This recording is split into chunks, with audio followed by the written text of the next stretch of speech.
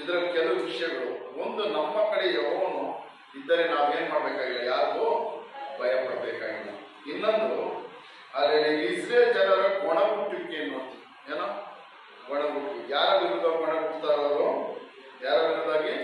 ಮೋಶೆ ವಿರುದ್ಧಾಗಿ ಮತ್ತು ದೇವರ ವಿರುದ್ಧಾಗಿ ಒಣಗುಟ್ಟೆ ಮತ್ತು ಅಪನಂಬಿಕೆ.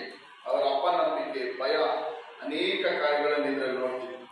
ಅಲ್ಲೆಲ್ಲ ಭಯ, ಅಪನಂಬಿಕೆ, ಅಲ್ಲೆಲ್ಲ ಒಣಗುಟ್ಟೋದು ಎಲ್ಲ ಮನುಷ್ಯರಲ್ಲಿ ಇದ್ದಿದೆ ಸಾಮಾನ್ಯವಾಗಿ. ಯಾರಲ್ಲಿ ಇರಲ್ವಾ? ಎಲ್ಲರಲ್ಲಿ ಇರುತ್ತೆ ಭಯ ಪಡೋದು. ಭಯ ಇಲ್ವಾ ಯಾರಿಗೂ? ನಮ್ಗೆ ಯಾರಿಗೂ ಭಯ ಇಲ್ವಾ? ಭಯ ಐತೆ, ಅಪನಂಬಿಕೆ ಐತೆ, ಒಣಗುಟ್ಟೋದೈತಾ? ಒಣಗುಡ್ತೀವಿ, ವಿರೋಧ ಮಾತಾಡ್ತೀವಿ, ಎಲ್ಲ ಮಾತಾಡ್ತೀವಿ. ಆದ್ರೆ ಇವರೆಲ್ಲ ಏನಕ್ಕೆ ವಿಶೇಷ ತೋರಿಸ್ತಾರಂದ್ರೆ, ನೋಡಿ, ಇಸ್ರೇಲ್ ಜನಗಳು ಸಾಮಾನ್ಯ ಜನಗಳಲ್ಲ. ಇಸ್ರೇಲ್ ಜನಗಳು ಯಾರು? ನಿಮ್ಮ ತರ ಸಾಮಾನ್ಯ ಜನಗಳಿಲ್ಲ. ಅನೇಕ ರೀತಿಯಾದ ದೇವರಿಂದ ಅದ್ಭುತಗಳನ್ನು, ಅತಿಶಯಗಳನ್ನು ನೋಡಿದಂತ ಜನಗಳು. ದೇವರ ಪ್ರಸನ್ನತೆಯನ್ನು, ದೇವರ ಮಹಿಮೆಯನ್ನು ಎದುರಾಗಿ ನೋಡಿದವರು. ದೇವರ ಬಳಿಯಿಂದ ಅದ್ಭುತಗಳನ್ನು, ಅತಿಶಯಗಳನ್ನು ನೇರವಾಗಿ ತಮ್ಮ ಕಣ್ಣು ಕಾಣುವ ರೀತಿಯಲ್ಲಿ ಅಲ್ಲೆಲ್ಲ ನೋಡಿದಂತ ಜನಗಳು. ಆದರೂ ಆ ಜನಗಳು ಅನೇಕ ಸಾರಿ ದೇವರ ಈ ವಾಕ್ಯದಲ್ಲಿ ನೋಡ್ಬೇಕಾದ್ರೆ, ಇಷ್ಟು ಓದಿರೋ ವಾಕ್ಯದಲ್ಲೇ 2-3 ಸಾರಿ ದೇವರ ವಿರುದ್ಧವಾಗಿ ಇಸ್ರೇಲ್ ಜನಗಳು ಒಣಗುತ್ತಾರೆ. ಮೋಶೆ ವಿರುದ್ಧವಾಗಿ ಒಣಗುತ್ತಾರೆ, ದೇವರ ವಿರುದ್ಧ ಒಣಗುತ್ತಾರೆ, ಮಾತಾಡ್ತಾರೆ. ಅದರ ನಿಮಿತ್ತ ಆದಂತಹ ಕೇಡು ಶಿಕ್ಷೆಯನ್ನು ಇವತ್ತು ನಾವು ನೋಡ್ತೀವಿ. ಅದರ ನಿಮಿತ್ತವಾಗಿ ದೇವರ ವಿರುದ್ಧವಾಗಿ, ದೇವರ ವಾಕ್ಯಕ್ಕೆ ವಿರುದ್ಧವಾಗಿ, ದೈವ ಸೇವಕರಾದ ಮೋಶೆ ವಿರುದ್ಧವಾಗಿ ಅವರು ಒಣಗುಟ್ಟಿದ ನಿಮಿತ್ತವಾಗಿ, ಎದುರು ಮಾತನಾಡಿದ ನಿಮಿತ್ತವಾಗಿ ಏನೇನು ಕೇಡು ಸಂಭವಿಸುತ್ತಂತನೂ ಈ ವಾಕ್ಯದಲ್ಲಿ ನಾವು ಮುಂದಕ್ಕೆ ಹೋಗುವಾಗ ಗೊತ್ತಾಗುತ್ತೆ. ಅಲ್ಲಿಲ್ಲ ಅದು 13ನೇ ಅಧಿಕಾರ 1ನೇ ವಾಕ್ಯ ನೋಡ್ರಿ. ಯೆಹೋವನು ಮೋಶೆಗೆ, ನಾನು ಇಸ್ರೇಲರಿಗೆ ಕೊಡುವ ಕಾನಾನ್ ದೇಶವನ್ನು ಸಂಚರಿಸಿ ನೋಡುವುದಕ್ಕೆ ನೀನು ಒಂದೊಂದು ಕುಲದಿಂದ ಒಬ್ಬೊಬ್ಬ ಮುಖ್ಯಸ್ಥನನ್ನು ಕಳಿಸಬೇಕೆಂದು ಆಜ್ಞಾಪಿಸಿದನು. ಯೆಹೋವನ ಅಪ್ಪಣೆ ಮೇರೆಗೆ ಮೋಶೆಯು ಪಾರಾನ್ ಅರಣ್ಯದಿಂದ ಇಸ್ರೇಲರ ಮುಖ್ಯಸ್ಥರನ್ನು ಕಳಿಸಿದನು. ಅವರ ಹೆಸರುಗಳು. ದೇವರು ಇಸ್ರೇಲ್ ಜನಕ್ಕೆ ಹೇಳ್ತಾರೆ, ಅವರು ಅಲ್ಲೆಲ್ಲ ಪಾರಾನ್ ಅರಣ್ಯದ ಬಳಿಯಲ್ಲಿ ಬಂದಾಗ ದೇವರು ಮೋಶೆಗೆ ಹೇಳ್ತಾನೆ, ನಾನು ಕೊಡುವಂತ ನಿಮ್ಮ ಕಾನಾನ್ ದೇಶ, ನಾನು ಕೊಡುವಂತ ಒಂದು ದೇವರು ಆ ಜನಗಳು ಒಂದು ಟೆಸ್ಟ್ ಇರ್ತಾರೆ. ನಾನು ಕೊಡುವಂತ ನಿಮ್ಗೋಸ್ಕರ ನೇಮಿಸಿದ ಕಾನಾನ್ ದೇಶ ನೇಮ್ ಮಾಡ್ರೆ, ಅಲ್ಲೆಲ್ಲ ನಿಮ್ಮ ಒಂದೊಂದು ಕುಲದಿಂದ ಒಬ್ಬೊಬ್ಬನನ್ನು ಕಳಿಸಿ ಆ ದೇಶ ಯಾವ ರೀತಿ ಇದೆ, ನಾನು ಹೇಳಿದ ಹಾಗೆ ಆ ದೇಶ ಇದೆಯಾ ಎಂಬುದಾಗಿ ಹೋಗಿ ನೋಡ್ಕೊಂಡ್ ಬನ್ನಿ ಎಂಬುದಾಗಿ ಮೋಶೆಗೆ ದೇವರು ಹೇಳ್ತಾರೆ. ಅದಕ್ಕೋಸ್ಕರ ಒಂದೊಂದು ಕುಲದಿಂದ, 12 ಕುಲದಿಂದಲೂ ಒಂದೊಂದು ನಾಯಕನನ್ನು, ಒಬ್ಬೊಬ್ಬ ಮುಖ್ಯಸ್ಥನನ್ನು ನೇಮಿಸಿ 12 ಜನಗಳನ್ನು ಈ ರೀತಿಯಾಗಿ ಆ ಕಾನಾನ್ ದೇಶಕ್ಕೆ ಕಳಿಸಿರಿ ಎಂಬುದಾಗಿ ದೇವರು ಏನ್ ಮಾಡ್ತಾರೆ? ಮೋಶೆಗೆ ಹೇಳ್ತಾರೆ. ದೇವರು ಮೋಶೆಗೆ ಹೇಳ್ತಾರೆ. ಮೋಶೆ ಏನ್ ಮಾಡ್ತಾನೆ? ಅದೇ ರೀತಿಯಾಗಿ ಈ 12 ಕುಲದಿಂದ 12 ಜನಗಳನ್ನು ಆರಿಸ್ಕೊಳ್ತಾರೆ. 12 ಕುಲಗಳ ಮುಖ್ಯಸ್ಥರು, ಅಲ್ಲೆಲ್ಲ 12 ಕುಲಗಳ ಮುಖ್ಯಸ್ಥರಾದ 12 ಜನಗಳನ್ನು ದೇವರು ಮೋಶೆ ಏನ್ ಮಾಡ್ತಾನೆ? ಆರಿಸ್ಕೊಂಡು ಆ ದೇಶ ಸಂಚರಿಸಿ ನೋಡೋಕೆ ಕಳಿಸ್ತಾರೆ. ಅದ್ರ 14ನೇ ವಾಕ್ಯ ನೋಡ್ರಿ. ದೇಶವನ್ನು ಸಂಚರಿಸಿ ನೋಡೋಕೆ ಮೋಶೆ ಕಳಿಸಿದ ಮನುಷ್ಯರ ಹೆಸರುಗಳಿವೆ. ಮೋಶೆ ನೂನನ ಮಗನಾದ ಯೋಷನಿಗೆ ಯೋಶುವನೆಂದು ಹೆಸರಿಟ್ಟನು. ಕಾನಾನ್ ದೇಶವನ್ನು ಸಂಚರಿಸಿ ನೋಡೋಕೆ ಮೋಶೆ ಅವರನ್ನು ಕಳಿಸುವಾಗ ಅವರಿಗೆ, ನೀವು ಕಾನಾನ್ ದೇಶದ ದಕ್ಷಿಣ ಪ್ರಾಂತ್ಯದ ಮಾರ್ಗವಾಗಿ ಬೆಟ್ಟದ ಸೀಮೆಗೆ ಹತ್ತಿ ಹೋಗಿ ಆ ದೇಶದ ಸಂಗತಿಗಳನ್ನೆಲ್ಲ ನೋಡಿ ತಿಳಿದುಕೊಳ್ಳಬೇಕು. ಅಲ್ಲ ಏನಂತ ಜನಗಳಿಗೆ, ಆ ಮುಖ್ಯಸ್ಥರಿಗೆ ಏನ್ ಕಳಿಸ್ತಾರೆ? ನೀವು ಕಾನಾನ್ ದೇಶದ ದಕ್ಷಿಣ ಪ್ರಾಂತ್ಯದ ಮಾರ್ಗವಾಗಿ ಈ ರೀತಿಯಾಗಿ ಹೋಗಿ ಆ ದೇಶದಲ್ಲಿರುವಂತ ಏನೇನ್ ಕಾರ್ಯಗಳಿದೆಯೋ ಆ ದೇಶದಲ್ಲಿ ನಡೆಯುವಂತ ಕಾರ್ಯಗಳನ್ನು ಎಲ್ಲ ನೀವೇನ್ ಮಾಡ್ಬೇಕು? ತಿಳಿದುಕೊಳ್ಳಬೇಕು. ಏನಂತ ತಿಳಿದುಕೊಳ್ಬೇಕಂತ ಹೇಳ್ತಾರೆ?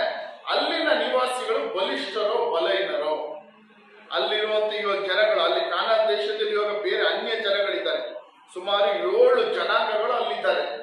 ಇಸ್ರೇಲ್ ಜನಗಳಿಗೆ ದೇವ್ರ ಕಾನಾನ್ ದೇಶ ಕೊಡೋಕ್ಕೆ ಮುಂಚಿತವಾಗಿ ಸುಮಾರು ಹಿತ್ತಿಯರು, ಅಮ್ಮೋನಿಯರು, ಯಬೂಸಿಯರು, ಈ ರೀತಿಯಾಗಿ 7 ಜನಾಂಗಗಳು, ಅಲ್ಲೆಲ್ಲ ಕಾನಾನಿಯರು, ಈ ರೀತಿ 7 ಜನಾಂಗಗಳು ಆ ದೇಶದಲ್ಲಿ ವಾಸ ಮಾಡ್ತಿದ್ದಾರೆ. ಇವರು ಇಸ್ರೇಲರಿಗೆ ಆ ದೇಶ ದೇವರು ಸ್ವತಂತ್ರ ಕೊಡೋದಕ್ಕೆ ಮುಂಚಿತವಾಗಿ ದೇವರು ಹೇಳ್ತಾರೆ, ಆ ನಿವಾಸಿಗಳು ಹೋಗಿ ನೀವು ನೋಡಿ ಏನಂತ ನೋಡ್ತೀರಾ? ಮೋಶೆ ಹೇಳ್ತಾನೆ ಆ ಜನಗಳಿಗೆ, ಅಧಿಪತಿಗಳಿಗೆ, ಅಲ್ಲಿನ ನಿವಾಸಿಗಳು ಬಲಿಷ್ಠರೋ ಬಲಹೀನರೋ,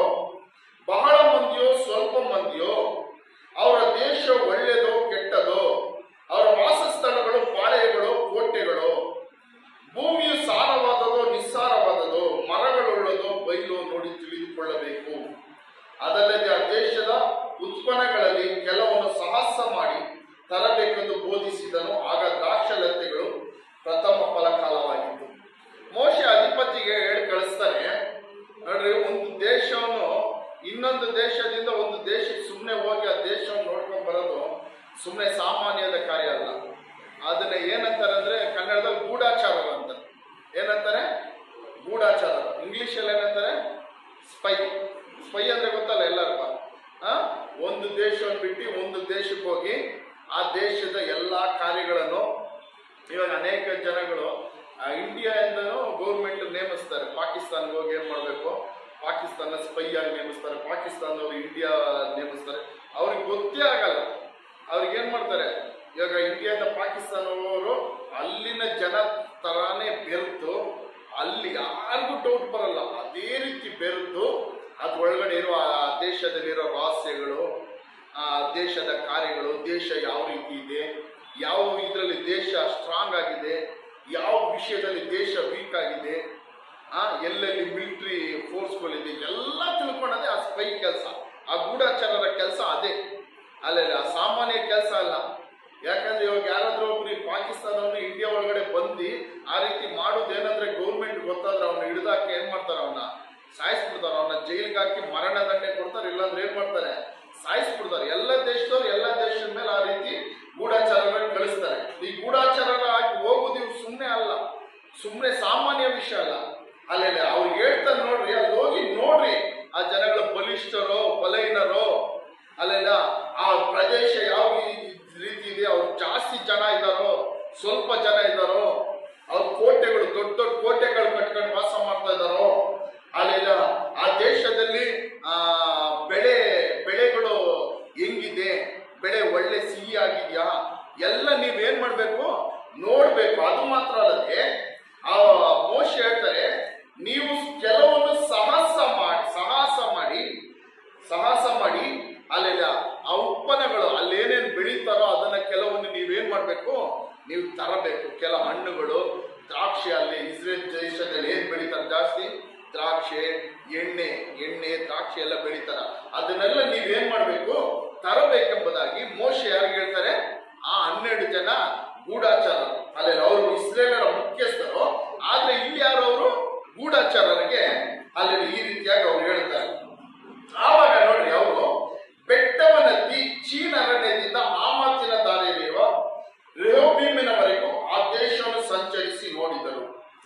ಅವರು ಬೆಟ್ಟವನ್ನೆತ್ತಿ ಕಾನಾನ್ ದೇಶದ ದಕ್ಷಿಣ ಪ್ರಾಂತ್ಯವನ್ನು ದಾಟಿ ಹೆಬ್ರೋನಿಗೆ ಬಂದರು. ಅಲ್ಲಿ ಅಹಿಮಾನ್, ಶೇಗೈ, ತಲೈ ಎಂಬ ಉನ್ನತರಾದ ಪುರುಷರಿದ್ದರು. ಅಲ್ಲೆಲ್ಲ ಅಲ್ಲೋಗ ನೋಡಿದ್ರೆ ಯಾರಿದ್ದಾರೆ, ಉನ್ನತವಾದ ಪುರುಷರಿದ್ದಾರಂತೆ. ಉನ್ನತ ಅಂದ್ರೆ ಚೆನ್ನಾಗಿ ಆ ಕಾಲದಲ್ಲಿ ದೊಡ್ಡ ಪುರುಷರಂದ್ರೆ ಸುಮಾರು 10 ಅಡಿ ಉದ್ದ, ಅಲ್ಲೆಲ್ಲ ದೊಡ್ಡ ಮೈ, ದೊಡ್ಡ ಶರೀರ ಇರೋ ಪುರುಷರೆಲ್ಲ ಆ ಕಾಲದಲ್ಲಿ ಇದ್ರಂತೆ, ಆ ದೇಶದಲ್ಲಿ ವಾಸವಾಗಿದ್ರಂತೆ. ಅಲ್ಲೆಲ್ಲ ಉನ್ನತವಾದ ಪುರುಷರಿದ್ದರು. ಎಬ್ರೋ ಪಟ್ಟಣವು ಐಗುಪ್ತ ದೇಶದಲ್ಲಿರುವ ಶೋವನ್ ಪಟ್ಟಣಕ್ಕಿಂತ 7 ವರ್ಷ ಮುಂಚೆ ಕಟ್ಟಲ್ಪಟ್ಟಿತು. ಅವರು ಎಷ್ಕೋಲ್ ಎಂಬ ತಗ್ಗಿಗೆ ಬಂದು ಅಲ್ಲಿ ದ್ರಾಕ್ಷಲತೆಯಿಂದ ಒಂದು ಗೊಂಚಲುಳ್ಳ ಕೊಂಬನ್ನು ಕೊಯ್ದರು. ಇಬ್ಬರು ಅದನ್ನು ಅಡ್ಡದಂಡಿಗೆಯಿಂದ ಹೊತ್ತುಕೊಂಡು ಬಂದರು. ಕೆಲವು ದಾಳಿಂಬೆ ಹಣ್ಣುಗಳನ್ನು, ಅಂಜೂರದ ಹಣ್ಣುಗಳನ್ನು ತಂದರು. ಇಸ್ರೇಲರ ಅಲ್ಲಿ ಆ ದ್ರಾಕ್ಷಿ ಗೊಂಚಲನ್ನು ಕೊಯ್ದಿದ್ರಿಂದಲೇ ಆ ಸ್ಥಳಕ್ಕೆ ಎಷ್ಕೋಲ್ ಎಂದು ಹೆಸರಾಯಿತು. ಈ ರೀತಿ ಮೋಶೆ ಹೇಳಿದ ಪ್ರಕಾರ ಆ 12 ಜನ ಮುಖ್ಯಸ್ಥರು ಏನ್ ಮಾಡ್ತಾರೆ, ಗೂಢಾಚಾರರಾಗಿ ಹೋಗಿ ಆ ದೇಶವನ್ನು ನೋಡ್ತಾರೆ, ಆ ದೇಶವನ್ನು ಸಂಚರಿಸಿ ನೋಡ್ತಾರೆ. ಅಲ್ಲೆಲ್ಲ ದೇಶದ ಜನಗಳು ಯಾವ ರೀತಿ ಇದ್ದಾರೋ, ದೇಶ ಜನಗಳು ಬಲಿಷ್ಠರಾಗಿದ್ದಾರೋ ಬಲಹೀನರಾಗಿದ್ದಾರೋ, ಅಲ್ಲೆಲ್ಲ ಅವ್ರು ಅಧಿಕವಾಗಿದ್ದಾರೋ ಸ್ವಲ್ಪ ಜನಗಳಾಗಿದ್ದಾರೋ, ಆ ದೇಶದಲ್ಲಿ ಯಾವ್ಯಾವ ರೀತಿ ಎಲ್ಲಿ ವಾಸ ಮಾಡ್ತಾರೋ ಆ ಜನಗಳು. ಯಾಕಂದ್ರೆ ನಾಳೆ ದಿವಸ ಇವ್ರು ಹೋಗ್ಬಿಟ್ಟು ಏನ್ ಮಾಡ್ಬೇಕು, ಕಾನಾನ್ ದೇಶ ಇವ್ರು ವಶಪಡಿಸ್ಕೊಳ್ಬೇಕು. ಹಂಗೆ ನೇರವಾಗಿ ಹೋಗಕ್ಕಾಗಲ್ಲ, ನೇರವಾಗಿ ಇವ್ರು ಏನ್ ಮಾಡಕ್ಕಾಗಲ್ಲ, ಕಾನಾನ್ ದೇಶದ ಒಳಗಡೆ ಹೋಗಕ್ಕಾಗಲ್ಲ. ಆ ದೇಶದ ಬಗ್ಗೆ ಏನು ಗೊತ್ತಿಲ್ಲದೆ ಇವರು ದೇಶದ ಒಳಗಡೆ ಏನ್ ಮಾಡಕ್ಕಾಗಲ್ಲ, ಪ್ರವೇಶ ಮಾಡಕ್ಕೆ ಆಗಲ್ಲ. ಇವಾಗ ಬೆಂಗಳೂರು ರೂಟೇ ಗೊತ್ತಿದ್ದರೋ ಒಬ್ಬ ಬಂದ್ಬಿಟ್ಟು ಡೈರೆಕ್ಟ್ ಆಗಿ ಬೆಂಗಳೂರ ಗಾಡಿ ಎತ್ಕೊಂಡ್ಬಂದು ಓಡ್ಸಕ್ಕಾಗತ್ತಾ? ಓಡ್ಸಕ್ಕಾಗತ್ತಾ? ಹಿಂಗೆ ಹೋಗ್ತಾ ಇರ್ತಾನೆ, ಸಡನ್ ಆಗಿ 1 ವೇ ಬಂದ್ಬಿಡುತ್ತೆ. ಓದ್ತಾ ಇರ್ತಾನೆ 1 ವೇ ಬಂದ್ಬಿಡ್ತಾನೆ. ಅದೇ ರೀತಿ ದೇವರು ಈ ಜನಗಳಿಗೆ ಏನ್ ಮಾಡಿದ್ದಾರೆ, ಆ ಕಾನಾನ್ ದೇಶವನ್ನು ಇಸ್ರೇಲ್ ಜನಗಳಿಗೆ ಸ್ವಂತವಾಗಿ ಕೊಟ್ಟಾರೆ. ಅಲ್ಲಿ ಸ್ವಂತವಾಗಿ ಕೊಟ್ಟಾರೆ. ಅವ್ರು ಹೋಗಲ್ಲಿ ವಾಸಿಸುವ ದೇಶಕ್ಕೆ ಅಲ್ಲೆಲ್ಲ ಸಡನ್ ಆಗಿ ಹೋಗಿ ಅವ್ರು ಸೇರಕ್ಕಾಗಲ್ಲ. ಅದಕ್ಕೋಸ್ಕರ ದೇವರು ಮೊದಲೇ ಈ ರೀತಿಯಾಗಿ ಏನ್ ಮಾಡಿದ್ರು, ಗೂಢಾಚಾರಗಳನ್ನು ಕಳಿಸಿ ಆ ದೇಶ ಯಾವ ರೀತಿ ಇದೆ, ಆ ದೇಶದ ಫಲ ಯಾವ ರೀತಿ ಇದೆ, ಆ ದೇಶದಲ್ಲಿ ಬೆಳೆಯುವ ಹಣ್ಣುಗಳು ಯಾವ ರೀತಿ ಇದೆ, ದೇವರು ಏನಂತ ಹೇಳಿದ್ರು ಇಸ್ರೇಲ್ ಜನಗಳಿಗೆ, ಹಾಲು ಜೇನು ಹರಿಯುವಂತ ದೇಶ ನಾನು ಏನ್ ಮಾಡ್ತೀನಿ ನಿಮ್ಗೆ ಕೊಡ್ತೀನಿ ಅಂತ. ಅಂದ್ರೆ ಆ ರೀತಿ ಫಲವತ್ತಾದ ಒಂದು ಭೂಮಿ, ಅಲ್ಲೇ ಆ ರೀತಿ ಏನೋ ಒಂದು ಫಲವತ್ತ ಫಲ ಇರುವಂತ ಭೂಮಿ, ಒಳ್ಳೆ ಒಂದು ಭೂಮಿ. ಅಲ್ಲೆಲ್ಲ ಪ್ರಪಂಚದಲ್ಲೇ ಒಳ್ಳೆ ದ್ರಾಕ್ಷರಸ ಮತ್ತೆ ಎಣ್ಣೆ, ಆಲಿವ್ ಎಣ್ಣೆ ಮತ್ತೆ ದ್ರಾಕ್ಷಿಗಳು ಇವೆಲ್ಲ ಶ್ರೇಷ್ಠವಾದದ್ದು. ಮತ್ತೆ ಡೇಟ್ಸು ಇವೆಲ್ಲ ಸಿಕ್ಕುವುದು ಎಲ್ಲಿ ಗೊತ್ತಾ, ಇಸ್ರೇಲ್ ದೇಶದಲ್ಲಿ. ಏನೋ ಪ್ರಪಂಚದಲ್ಲೇ ತುಂಬಾ ಶ್ರೇಷ್ಠವಾದದ್ದು ಅಲ್ಲೆಲ್ಲ ಸಿಕ್ಕುವುದು ಅಲ್ಲೇ ಇಸ್ರೇಲ್ ದೇಶದಲ್ಲಿ. ಅಲ್ಲೆಲ್ಲ ಇಸ್ರೇಲ್ ದೇಶ ಆಲಿವ್ ಎಣ್ಣೆ ಎಲ್ಲ ಹಾರ್ಟಿಗೆಲ್ಲ ತುಂಬಾ ಒಳ್ಳೇದು. ಹಾರ್ಟಿಗೆಲ್ಲ ಏನೋ ಅಲ್ಲೆಲ್ಲ ಅದೇ ಯೂಸ್ ಮಾಡ್ತಾರೆ. ಅಲ್ಲೆಲ್ಲ ಏನ್ ಮಾಡ್ತಾರೆ, ಇಲ್ಲೆಲ್ಲ ನಾವು ಒಂದು ಯಾವ್ದೋ ಒಂದು ಡಬ್ಬ ತಂದಿಟ್ಬಿಟ್ಟು ಇಷ್ಟಿಷ್ಟೇ ಏನಕ್ಕಂದ್ರೆ ಯೂಸ್ ಮಾಡ್ತೇವೆ, ಅಲ್ಲೆಲ್ಲ ಯಾವ್ದು ಅದೇ ಯೂಸ್ ಮಾಡ್ತಾರೆ. ಆ ರೀತಿ ದೇವರು ಆಲೋಚನೆ ಅರಿಯುವ ದೇಶವನ್ನು ಏನ್ ಮಾಡಿದ್ರು, ಇಸ್ರೇಲಲ್ಲಿ ಕೊಡ್ತೀನಿ ಅಂತ ಹೇಳಿದ್ರು. ಅದೇ ರೀತಿ ಇವ್ರು ಹೋಗಿ ಅದು ಪರೀಕ್ಷೆ ಮಾಡಿದಾಗ ಅಲ್ಲೇನ್ ಮಾಡಿದ್ರು, ಅದೇ ರೀತಿ ದೇವರು ಹೇಳಿದ ರೀತಿಯಲ್ಲ ಹಣ್ಣುಗಳು ಅಲ್ಲೆಲ್ಲ ಎಲ್ಲವನ್ನು ತಂದ್ರು. ಅಲ್ಲೆಲ್ಲ ದೇವರು ಹೇಳಿದ ರೀತಿಯಲ್ಲಿತ್ತು. ಮೋಶೆ ಹೇಳಿದ ತರ ಈ 12 ಜನ ಗೂಢಾಚಾರರು ಏನ್ ಮಾಡಿದ್ರು, ಎಲ್ಲ ಕಡೆ ಹೋಗಿ ನೋಡ್ಕೊಂಡು ಬಂದ್ರು. ಅದರ 25ನೇ ವಾಕ್ಯ, ಅವರು 40 ದಿವಸ ಆ ದೇಶವನ್ನು ಸಂಚರಿಸಿ ನೋಡಿದ ಮೇಲೆ ಪಾರಾನ್ ಅರಣ್ಯದಲ್ಲಿದ್ದ ಮೋಶೆ ಆರೋನ ಮತ್ತು ಇಸ್ರೇಲ್ ಸಮೂಹದವರ ಬಳಿಗೆ ಕಾದೇಶಿಗೆ ಬಂದು ಅವರಿಗೆ ಸಮಾಚಾರವನ್ನು ತಿಳಿಸಿ ಆ ದೇಶದ ಹಣ್ಣುಗಳನ್ನು ತೋರಿಸಿದರು. ಅವ್ರು ಎಷ್ಟು ದಿನ ಅಲ್ಲಿ ಪ್ರಯಾಣ ನೋಡಿದ್ರು, ಹೋಗಿ ದೇಶವನ್ನು ಸಂಚರಿಸಿ 40 ದಿವಸ. ಎಷ್ಟು ದಿವಸ? 40. ನೀ ಬೈಬಲ್ ಅಲ್ಲಿ ನೋಡ್ರಿ, ಸುಮಾರು ಕಡೆ 40 ಅನ್ನೋದು 40 ಅಂತಿರುತ್ತೆ. 40 ದಿನ, 40 ವರ್ಷ, ಸುಮಾರು ಕಡೆ ಇರುತ್ತೆ. ಅಲ್ಲೆಲ್ಲ ಅದು ತುಂಬಾ ವಿಶೇಷವಾದದ್ದು. ಏನೋ ತುಂಬಾ ವಿಶೇಷವಾದದ್ದು. ಅಲ್ಲೆಲ್ಲ 40 ವರ್ಷ ಇಸ್ರೇಲ್ ಜನಗಳ ದೇವರು ಏನ್ ಮಾಡಿದ್ರು, ಅರಣ್ಯದಲ್ಲಿ ನಡೆಸಿದ್ರು. ಎಲಿಯ 40 ದಿವಸ ಏನ್ ಮಾಡ್ದ, 40 ದಿವಸ ಒಂದು ರೊಟ್ಟಿ ಸ್ವಲ್ಪ ತಿಂದ್ಬಿಟ್ಟು 40 ದಿವಸ ದೇವರಲ್ಲಿ ಸಂಚರಿಸ್ತಾ. ಅಲ್ಲೆಲ್ಲ ಈ ರೀತಿಯಾಗಿ ಸುಮಾರು ಅನೇಕ ಕಡೆಗಳಲ್ಲಿ ನಾವೇನ್ ಮಾಡ್ಬೋದು, 40 ಅಂತ ನೋಡ್ಬೋದು. ಅಲ್ಲೆಲ್ಲ ಆ 40 ದಿನ ಅನ್ನೋದು ತುಂಬಾ ಏನೋ ಶ್ರೇಷ್ಠವಾದ. ಅದಕ್ಕೆ ಅನೇಕರು ಯೇಸು ಸ್ವಾಮಿ ಏನ್ ಮಾಡಿದ್ರು, ಎಷ್ಟು ದಿವಸ ಉಪವಾಸ ಇದ್ರು, ಎಷ್ಟು ದಿವಸ? 40 ದಿವಸ ಉಪವಾಸ ಮಾಡಿದ್ರು. ಅಲ್ಲೆಲ್ಲ ನೋಡ್ರಿ, ಈ 40 ದಿನ ಅವ್ರು ಏನ್ ಮಾಡಿದ್ರು, ದೇಶವನ್ನು ಸಂಚರಿಸಿ ನೋಡ್ಬಿಟ್ಟು ಅಲ್ಲೆಲ್ಲ ಅವ್ರು ಹಿಂದಿರುಗಿ ಬಂದು ಅಲ್ಲೆಲ್ಲ ಆ ಮೋಶೆಗೂ ಆರೋನನಿಗೂ ಇಸ್ರೇಲರಿಗೆ ಎಲ್ಲರಿಗೂ ಏನ್ ಮಾಡ್ತಾರೆ, ಆ ಓದಂತ ಸಮಾಚಾರವನ್ನು ತಿಳಿಸ್ತಾರೆ. ಅಲ್ಲೆಲ್ಲ ಅವ್ರು ಏನಕ್ಕೆ ಹೋಗಿದ್ದಾರೆ ದೇಶಕ್ಕೆ, ಆ ಗೂಢಾಚಾರರು ಆ ದೇಶ ಹೆಂಗೈತೆ ನೋಡ್ಕೊಂಡ್ ಬಂದು ತಿಳಿಸೋದಕ್ಕೋಸ್ಕರ ಹೋದ್ರು. ಇವ್ರು ಹೋಗಿ ಏನ್ ಮಾಡಿದ್ರು, ಅಲ್ಲಿ ಬಂದು ಅಲ್ಲೆಲ್ಲ ಸಮಾಚಾರ ತಿಳಿಸೋದು. ಏನಂತ ತಿಳಿಸ್ತಾರೆ ನೋಡ್ರಿ, ಅವರ ಮೋಶೆಗೆ, ನೀನು ನಮ್ಮನ್ನು ಕಳಿಸಿದ ದೇಶಕ್ಕೆ ಹೋದೆವು, ಅದು ಹಾಲು ಜೇನು ಹರಿಯುವ ದೇಶವೇ. ಅಲ್ಲೆಲ್ಲ ಮೊದಲಿನದಾಗಿ ಅವ್ರು ಏನಂತ ಹೇಳ್ತಾರೆ, ಹೌದು ನಿನ್ನ ಕಳಿಸಿದ ದೇಶಕ್ಕೆ ನಾವು ಹೋಗಿ ನೋಡಿದ್ವಿ, ದೇವರು ಹೇಳ್ದಂಗೆ ಆ ದೇಶವು ಯಾವ ರೀತಿ ಇದೆ, ಹಾಲು ಜೇನು ಹರಿಯುವಂತಹ ದೇಶವೇ. ಹಂಗಂದ್ರೆ ಆಶೀರ್ವದಿಸಲ್ಪಟ್ಟ ದೇಶವೇ. ಅಲ್ಲೆಲ್ಲ ಮೊದಲನೇದಾಗಿ ದೇವರು ವಾಗ್ದಾನ ಮಾಡಿದ ದೇಶವನ್ನು ಈ ಜನಗಳು ಕಣ್ಣಾರೆ ಹೋಗಿ ನೋಡ್ತಾ ಇದ್ದಾರೆ. ದೇವರು ವಾಗ್ದಾನ ಮಾಡಿದ ದೇಶ ಈ ಜನಗಳು ಏನ್ ಮಾಡ್ತಾರೆ, ಕಣ್ಣಾರೆ ಹೋಗಿ ಕಂಡು ಅಲ್ಲೆಲ್ಲ ಬಂದು ಜನಗಳಿಗೆ ಹೇಳ್ತಾರೆ, ಹೌದು ದೇವರು ನಮ್ಮ ಪಿತೃಗಳಾದ ಅಬ್ರಹಾಮನಿಗೆ, ಈಸಾಕನಿಗೆ, ಯಾಕೋಬನಿಗೆ ವಾಗ್ದಾನ ಮಾಡಿದ ಹಾಗೆ ಅಲ್ಲೆಲ್ಲ ಆ ದೇಶ ಯಾವ ರೀತಿಯಾದ ದೇಶ, ಸುಂದರವಾದ ದೇಶ, ಹಾಲು ಜೇನು ಹರಿಯುವಂತ ದೇಶ, ಆಶೀರ್ವಾದವಾದ ದೇಶ. ಅಲ್ಲೆಲೂಯಾ, ಅಲ್ಲೆಲ್ಲ ಇದ್ರಲ್ಲೇ ತಿಳ್ಕೊಬೇಕು, ನಮ್ಮ ದೇವರು ವಾಗ್ದಾನ ಮಾಡಿದ ದೇವರು ಆತನು ನೆರವೇರಿಸಲು ಶಕ್ತನಾಗಿರುವ ದೇವರು. ಅಲ್ಲೆಲೂಯಾ. ಆತನು ಸುಮ್ಮನೆ ಸುಳ್ಳಾಡುತ್ತಾತನ ಯಾರಲ್ಲ, ಅವನು ಮನುಷ್ಯನಲ್ಲ. ಅಲ್ಲೆಲ್ಲ ದೇವರು ವಾಗ್ದಾನ ಅಬ್ರಾಹ್ಮನಿಗೆ ಮಾಡಿದ್ರು, ನಾನ್ ನಿನಗೆ ಹಾಲು ಜೇನು ಹರಿಯುವಂತದ್ದು ಕಾನಾನ್ ದೇಶವನ್ನು ನಾನು ನಿನಗೆ ಕೊಡ್ತೀನಿ ಎಂಬುದಾಗಿ ತನ್ನ ತಂದೆಯ ಮನೆಯಿಂದ, ತನ್ನ ಬಂಧು ಬಳಗದವರಿಂದ ಅಬ್ರಾಹ್ಮನ ಏನ್ ಮಾಡಿದ್ರು, ಹೊರಗೆ ಕರ್ಕೊಂಡ್ಬಂದ್ರು. ಅಲ್ಲೆಲ್ಲ ಹೊರಗೆ ಕರ್ಕೊಂಡ್ಬಂದ ದೇವರ ಸುಳ್ಳಾಡಿದ್ರ. ಅಲ್ಲೆಲ್ಲ ಇಲ್ಲಿ ನೋಡ್ರಿ, ಅಲ್ಲೆಲ್ಲ ಅದರ ರಿಸಲ್ಟ್ ಮೊದಲನೇದಾಗಿ ಆ ದೇಶವನ್ನು ನೋಡ್ತಾರೆ ಇವ್ರೆ. ಇವ್ರು ಹೇಳ್ತಾರೆ ಆ ದೇಶವು ಅದು ಹಾಲು ಜೇನು ಹರಿಯುವಂತ ದೇಶವೇ. ಹಾಲೆಲೂಯ. ಆ ದೇಶವು ಆಶೀರ್ವದಿಸಲ್ಪಟ್ಟ ದೇಶವೇ. ದೇವರು ಹೇಳಿದ ರೀತಿಯಲ್ಲಿ ಆ ದೇಶದಲ್ಲಿ ಏನಿದೆ ಎಲ್ಲ ರೀತಿಯಾದ ಆಶೀರ್ವಾದಗಳಿದೆ, ಅನುಗ್ರಹಗಳಿದೆ. ಅಲ್ಲಿನ ಹಣ್ಣುಗಳು ಇಂಥವು. ಅಲ್ಲಿನ ಹಣ್ಣುಗಳು ಇಂಥವು ಎಂಬುದಾಗಿ ಹಣ್ಣುಗಳು ತೋರಿಸ್ತಾರೆ.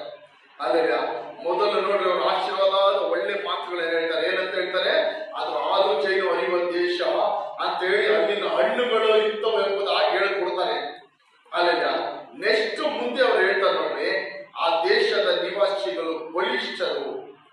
ಆ ದೇಶದ ನಿವಾಸಿಗಳು ಏನಂತ ಹೇಳ್ತಾರೆ? ಬಲಿಷ್ಠರು. ಅವರಿರುವ ಪಟ್ಟಣಗಳು ದೊಡ್ಡದಾಗಿಯೂ ಕೋಟೆ ಕೊತ್ತಲುಳ್ಳದಾಗಿಯೂ ಅದಲ್ಲದೆ ಅಲ್ಲಿ ಉನ್ನತರಾದ ಪುರುಷರನ್ನು ನೋಡಿದೆವು. ದಕ್ಷಿಣ ಸೀಮೆಯಲ್ಲಿ ಅಮಲೇಕ್ಯರು, ಬೆಟ್ಟದ ಸೀಮೆಯಲ್ಲಿ ಹಿತ್ತಿಯರು, ಯೆಬೂಸ್ಯರು, ಅಮೋರಿಯರು, ಇವರು ಸಮುದ್ರ ತೀರದ ಮತ್ತು ಯೋರ್ದಾನ್ ಹೊಳೆಯ ಬಳಿಯಲ್ಲಿ ಕಾನಾನ್ಯರು ವಾಸವಾಗಿದ್ದಾರೆ ಎಂದು ತಿಳಿಸಿದರು. ಮೊದಲು ಇವರು ಬಂದಂತ ಏನ್ ಶುಭ ಸಮಾಚಾರ ಹೇಳಿದ್ರು? ಮೊದಲು ಇವ್ರು ಬಂದ್ಬಿಟ್ಟು ಏನಂತ ಹೇಳಿದ್ರ? ಆ ದೇಶವನ್ನು ನೋಡ್ಬಿಟ್ಟು, ಹೌದು ಇದು ಹಾಲು ಜೇನು ಹರಿಯುವ ದೇಶವೇ, ದೇವರು ವಾಗ್ದಾನ ಮಾಡಿದಾಗಿ ಇದು ಆಶೀರ್ವದಿಸಲ್ಪಟ್ಟಂತ ದೇಶವೇ ಅಂತ ಹೇಳಿ ಅಲ್ಲಿರುವಂತ ಹಣ್ಣುಗಳನ್ನೆಲ್ಲ ತಂದು ಕೊಟ್ಟಿ, ಆಮೇಲೆ ಮುಂದಕ್ಕೆ ಅವ್ರು ಏನ್ ಹೇಳ್ತಾರೆ? ಆ ದೇಶದಲ್ಲಿರುವ ಜನಗಳು ತುಂಬಾ ಬಲಿಷ್ಠರು. ದೊಡ್ಡ ದೊಡ್ಡ ಕೋಟೆಗಳಿರೋ ಪಟ್ಟಣಗಳನ್ನ ಏನ್ ಮಾಡಿದ್ದಾರೆ? ಅವರು ಕಟ್ಕೊಂಡಿದ್ದಾರೆ. ಅದು ಮಾತ್ರವಲ್ಲದೆ ಉನ್ನತವಾದ ಪುರುಷರಲ್ಲಿದ್ದಾರೆ. ಏನೋ ದೊಡ್ಡ ದೊಡ್ಡ ಪುರುಷರಲ್ಲಿದ್ದಾರೆ. ದಕ್ಷಿಣ ಸೀಮೆಯಿಂದ ಎಲ್ಲಾ ಪ್ರದೇಶದಲ್ಲೂ, ಆ ಕಾನಾನ್ ದೇಶದ ಎಲ್ಲಾ ಪ್ರದೇಶಗಳಲ್ಲೂ ಒಂದೊಂದು ಜನಾಂಗಗಳು ಏನ್ ಮಾಡಿದ್ದಾರೆ? ಆವರಿಸಿಕೊಂಡಿದ್ದಾರೆ. ಒಂದೊಂದು ಜನಗಳು ಒಂದೊಂದು ಪ್ರದೇಶಗಳಲ್ಲಿ ಆವರಿಸಿಕೊಂಡಿದ್ದಾರೆ. ಅವರೆಲ್ಲ ವಾಸವಾಗಿದ್ದಾರೆ. ಅಲ್ಲಿ ಸುಮಾರು 7 ಜನಾಂಗಗಳಿದ್ರು. ಅವರೆಲ್ಲ ದೇಶದ ಎಲ್ಲ ಮೂಲೆಗಳಲ್ಲಿ ಅವರು ವಾಸವಾಗಿದ್ದಾರೆ ಎಂಬುದಾಗಿ ಅವರು ಮೊದಲ ಆಶೀರ್ವಾದದ ಒಂದು ಮಾತನ್ನು ಹೇಳಿ, ಎರಡನೇದಾಗಿ ಅವ್ರು ಏನ್ ಮಾಡ್ತಾರೆ? ಬಲಹೀನವಾದ ಭಯದ ಮಾತುಗಳನ್ನು ಹೇಳ್ತಾರೆ. ಏನಂತಾರೆ? ಬಲಹೀನವಾದ ಭಯದ ಮಾತುಗಳನ್ನು ಹೇಳ್ತಾರೆ. ಇಸ್ರೇಲರು ಮೋಶೆಗೆ ವಿರುದ್ಧವಾಗಿ ಒಣ ಮುಟ್ಟಲು ಸ್ಟಾರ್ಟ್ ಮಾಡಿದ್ರು. ಇಸ್ರೇಲರು ಏನ್ ಮಾಡಿದ್ರು? ಮೋಶೆ ವಿರುದ್ಧವಾಗಿ ಒಣ ಮುಟ್ಟಲು ಸ್ಟಾರ್ಟ್ ಮಾಡಿದ್ರು. ಈ ಮಾತು ಕೇಳಿದ ತಕ್ಷಣ ಅಲ್ಲಿದ್ದಂತೆ ಎಲ್ಲಾ ಇಸ್ರೇಲ್ ಜನಗಳಿಗೆ ಏನ್ ಉಂಟಾಯ್ತು? ಭಯ ಉಂಟಾಯ್ತು. ಈ ಒಂದು ಮಾತನ್ನು ಕೇಳಿದ ತಕ್ಷಣ ಅಲ್ಲಿದ್ದಂತೆ ಎಲ್ಲ ಇಸ್ರೇಲ್ ಜನಗಳಿಗೆ ಭಯ ಉಂಟಾಯ್ತು. ದೇವರು ಇಷ್ಟು ವರ್ಷ ನಮ್ಮನ್ನು ನಡೆಸ್ಕೊಂಡು ಬಂದ್ರು. ಐಗುಪ್ತ ದೇಶದಿಂದ ಇದುವರೆಗೂ ಅರಣ್ಯ ಮಾರ್ಗದಲ್ಲಿ ನಮ್ಮನ್ನು ನಡೆಸ್ಕೊಂಡು ಬಂದಿದ್ದನ ಎಲ್ಲ ಜನಗಳು ಏನ್ ಮಾಡಿದ್ರು? ಮರೆತು ಬಿಟ್ರು. Alleluia, alleluia, alleluia. ದೇವರವರ ಕಣ್ಣು ಮುಂದೆ ಮಾಡಿದಂತೆ ಎಲ್ಲ ಅದ್ಭುತಗಳನ್ನ ಏನ್ ಮಾಡಿದ್ರು? ಅವರು ಮರೆತು ಬಿಟ್ರು. Alleluia, alleluia. ಕೆಂಪು ಸಮುದ್ರವನ್ನು 2 ಮಾಡಿ ಅದರ ಮಧ್ಯದಲ್ಲಿ ಜನಗಳನ್ನು ನಡೆಸಿದ್ರು. ಕೆಂಪು ಸಮುದ್ರ ಏನ್ ಮಾಡಿದ್ರು?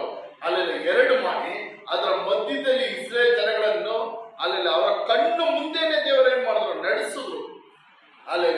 ಅದೇ ಕೆಂಪು ಸಮುದ್ರದಲ್ಲಿ ಐಗುಪ್ತ ದೇಶದ ಫರೋನನ ಸೇನೆ ರಥಗಳನ್ನು, ಕುದುರೆಗಳನ್ನು ಆ ನೀರಿಂದ ಮುಳುಗಿಸಿ ಏನ್ ಮಾಡಿದ್ರು? ದೇವರು ನಾಶ ಮಾಡಿದ್ರು. ಇದನ್ನೆಲ್ಲ ಇಸ್ರೇಲ್ ಜನಗಳು ಏನ್ ಮಾಡ್ಬಿಟ್ರು? ಮರ್ತೋಗ್ಬಿಟ್ರು. ಇಸ್ರೇಲ್ ಜನಗಳು ಮರ್ತೋಗ್ಬಿಟ್ರು.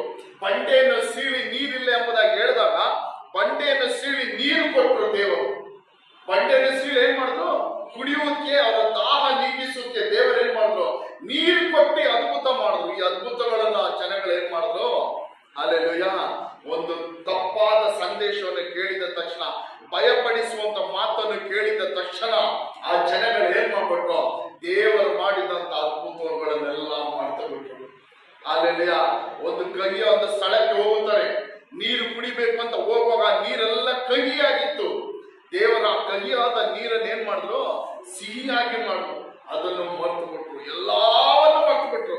ದೇವರವರ ನಡೆಸಿದ ರೀತಿಯನ್ನು, ಆ ಐಗುಪ್ತ ದೇಶದಲ್ಲಿ 10 ಬಾಧೆಗಳನ್ನು ಕಳಿಸಿ ಐಗುಪ್ತರನ್ನು ಬಾಧೆ ಪಡಿಸಿ ಐಗುಪ್ತ ದೇಶದಿಂದ ದೇವರ ಜನಗಳನ್ನು ಬಿಡಿಸಿದ ಎಲ್ಲ ಈ ಒಂದು ಮಾತನ್ನು ಕೇಳಿದ ತಕ್ಷಣ ಇಸ್ರೇಲ್ ಜನಗಳು ಏನ್ ಮಾಡ್ಬಿಟ್ರು? ಮರೆತು ಬಿಟ್ರು. ದೇವರ ಶಕ್ತಿಯನ್ನು ಮರೆತು ಬಿಟ್ರು. ದೇವರ ಬಲವನ್ನು ಮರೆತು ಬಿಟ್ರು. ಈ ದೇವರು ಯಾರೆಂಬುದಾಗಿ ಆ ಜನಗಳು ಏನ್ ಮಾಡಿದ್ರು? ಮರೆತು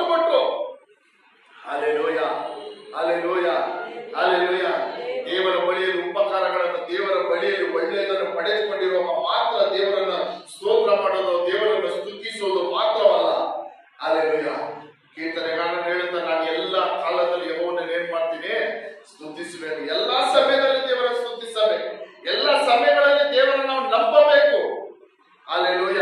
ಬೇರೆ ನಮ್ಮ ಜೀವನದಲ್ಲಿ ಏನೋ ಒಳ್ಳೇದಾಗುವಾಗ ದೇವರನ್ನು ನಾವು ನಂಬಿ, ಒಳ್ಳೇದಾಗುವಾಗ ನಾವು ದೇವರಿಗೆ ಕೃತಜ್ಞತೆ ಸಲ್ಲಿಸಿ, ಏನೋ ಒಂದು ಸಣ್ಣ ಕಷ್ಟಗಳು, ಸಣ್ಣ ವಿಷಯಗಳು, ಅಲ್ಲೆಲ್ಲ ನಮ್ಮನ್ನು ಭಯಪಡಿಸುವಂತ ಒಂದು ವಿಷಯಗಳು ಬಂದಾಗ ಏನ್ ಮಾಡಬಾರ್ದು, ಯಾವುದೇ ಕಾರಣಕ್ಕೂ ಸೋತು ಹೋಗಬಾರ್ದು, ನಂಬಿಕೆಯನ್ನು ಕಳ್ಕೊಳ್ಬಾರ್ದು. ಅಲ್ಲೆಲ್ಲ ಇಸ್ರೇಲ್ ಜನಗಳು ಅದೇ ಮಾಡಿದ್ರು ನೋಡ್ರಿ. ಅಲ್ಲೆಲ್ಲ ಇವರು ಬಂದು ಹೇಳಿದ ತಕ್ಷಣ ಅಲ್ಲೆಲ್ಲ ಆ ಜನಗಳೆಲ್ಲ ಭಯಪಟ್ಬಿಟ್ರು. ಜನಗಳೆಲ್ಲ ಭಯಪಟ್ಟು ಮೋಶೆಗೆ ವಿರುದ್ಧವಾಗಿ ಗೊಣಗುಟ್ಟಲು ಆರಂಭಿಸಿದ್ರು. ಮೋಶೆ ವಿರುದ್ಧ ಮಾತನಾಡಲು ಆರಂಭಿಸಿದ್ರು. ಅಲ್ಲೆಲ್ಲ ಆ ಜನಗಳಿಂದ ಇಷ್ಟು ವರ್ಷ ಅನೇಕ ಅದ್ಭುತಗಳನ್ನು ಮಾಡಿ, ಅತಿಶಯಗಳನ್ನು ಮಾಡಿ ಆ ಜನಗಳನ್ನೆಲ್ಲ ನಡೆಸಿದಂತ ಮೋಶೆ ವಿರುದ್ಧವಾಗಿ ಅವರು ಗೊಣಗುಟ್ಟಲು ಮಾತನಾಡಲು ಆರಂಭಿಸಿದ್ರು.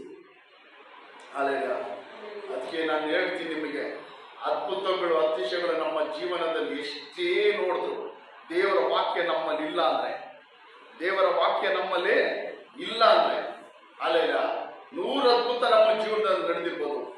ದೇವರ ವಾಕ್ಯ ನಮ್ಮಲ್ಲಿ ಇಲ್ಲ ಅಂದ್ರೆ, 101ನೇ ಅದ್ಭುತ ನಮ್ಮ ಜೀವನದಲ್ಲಿ ನಡೆದಿಲ್ಲ ಅಂದ್ರೆ ನಾವು ಏನ್ ಮಾಡ್ತೀವಿ, ಬಿದ್ದೋಗ್ಬಿಡ್ತೀವಿ. Hallelujah, hallelujah. ಅರ್ಥ ಆಯ್ತಾ? 100 ಅದ್ಭುತ ನಮ್ಮ ಜೀವನದಲ್ಲಿ ದೇವರು ಮಾಡಿರ್ತಾರೆ. ಅಲ್ಲೆಲ್ಲ ಅದ್ಭುತಗಳ ಮೇಲೆ ಅದ್ಭುತಗಳ ಮೇಲೆ ಅದ್ಭುತಗಳ ಮೇಲೆ ಮಾಡಿರ್ತಾರೆ. ಅನೇಕ ಅದ್ಭುತಗಳು, ಅನೇಕ ಅತಿಶಯಗಳು, ಅನೇಕ ಬಿಡುಗಡೆಗಳು ನಮ್ಮ ಜೀವನದಲ್ಲಿ ದೇವರು ಮಾಡಿರ್ತಾರೆ.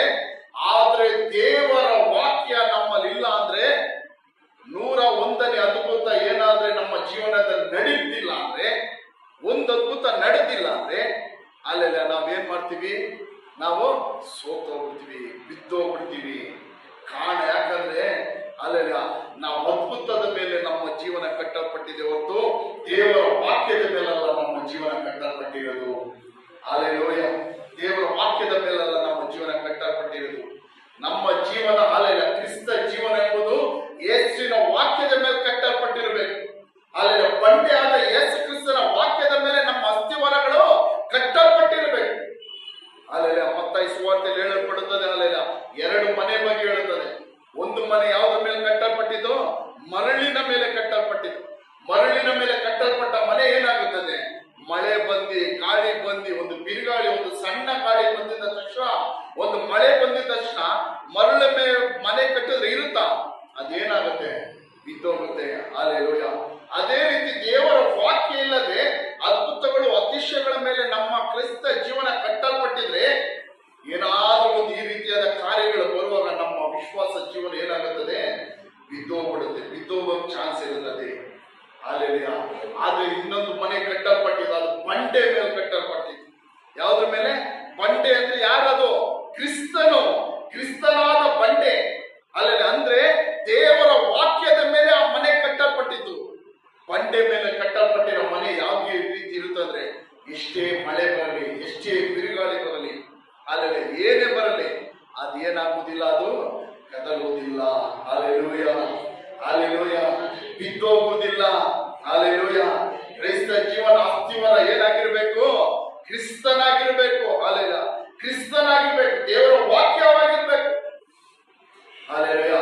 ಅದ್ಭುತಗಳನ್ನು, ಅತಿಶಯಗಳನ್ನು ಪಡೆದುಕೊಂಡು ದೇವರ ವಾಕ್ಯ ಇಲ್ಲ ಅಂದ್ರೆ, ಈ ರೀತಿ ಏನಾದ್ರೂ ಒಂದು ಕಷ್ಟಗಳು, ತೊಂದರೆಗಳು ನಮ್ಮ ಜೀವನದಲ್ಲಿ ಬರುವಾಗ ನಾವೇನ್ ಮಾಡ್ತೀವಿ, ಅಲ್ಲೆಲ್ಲ ಹಿಂಚಾರಿ ಹೋಗ್ಬಿಡ್ತೀವಿ, ದೇವರ ಮೇಲೆ ನಂಬಿಕೆ ಕಳ್ಕೊಂಡ್ಬಿಡ್ತೀವಿ.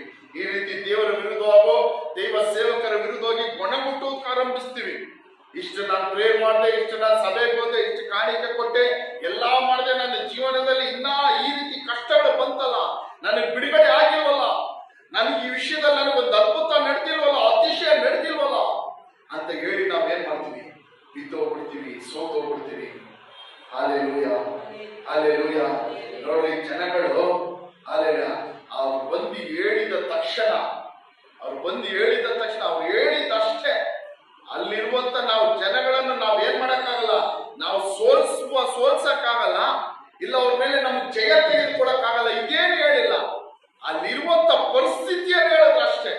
ಅಲ್ಲಿರುವಂತ ಪರಿಸ್ಥಿತಿ ಹೇಳಿದ್ರು, ಅಲ್ಲಿ ಈ ರೀತಿ ಜನಗಳಿದ್ದಾರೆ, ಈ ರೀತಿ ಬಲಿಷ್ಠರಿದ್ದಾರೆ, ಅವರೆಲ್ಲ ಉನ್ನತ ಪುರುಷರು, ನಪಾಲಿಯರು, ಅಲ್ಲೆಲ್ಲ ಅವರೆಲ್ಲ ಉನ್ನತ ಪುರುಷರು, ಅಲ್ಲೆಲ್ಲ ಅವರೆಲ್ಲ ಇದ್ದಾರೆ, ದೊಡ್ಡ ದೊಡ್ಡ ಕೋಟೆಗಳನ್ನು ಕಟ್ಕೊಂಡಿದ್ದಾರೆ,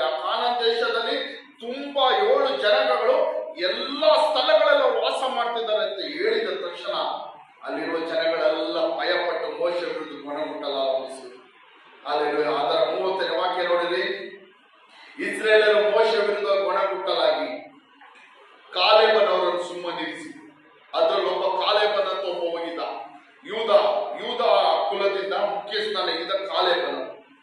ಅವನಿಗೆ ಅವಾಗ 40 ವಯಸ್ಸು. ಅಲ್ಲಿ ಹೋಗಿ ಆ ಗೂಢಾಚಾರನಾಗಿ ಹೋದಾಗ ಕಾಲೇಬನಿಗೆ ಎಷ್ಟು ವಯಸ್ಸು?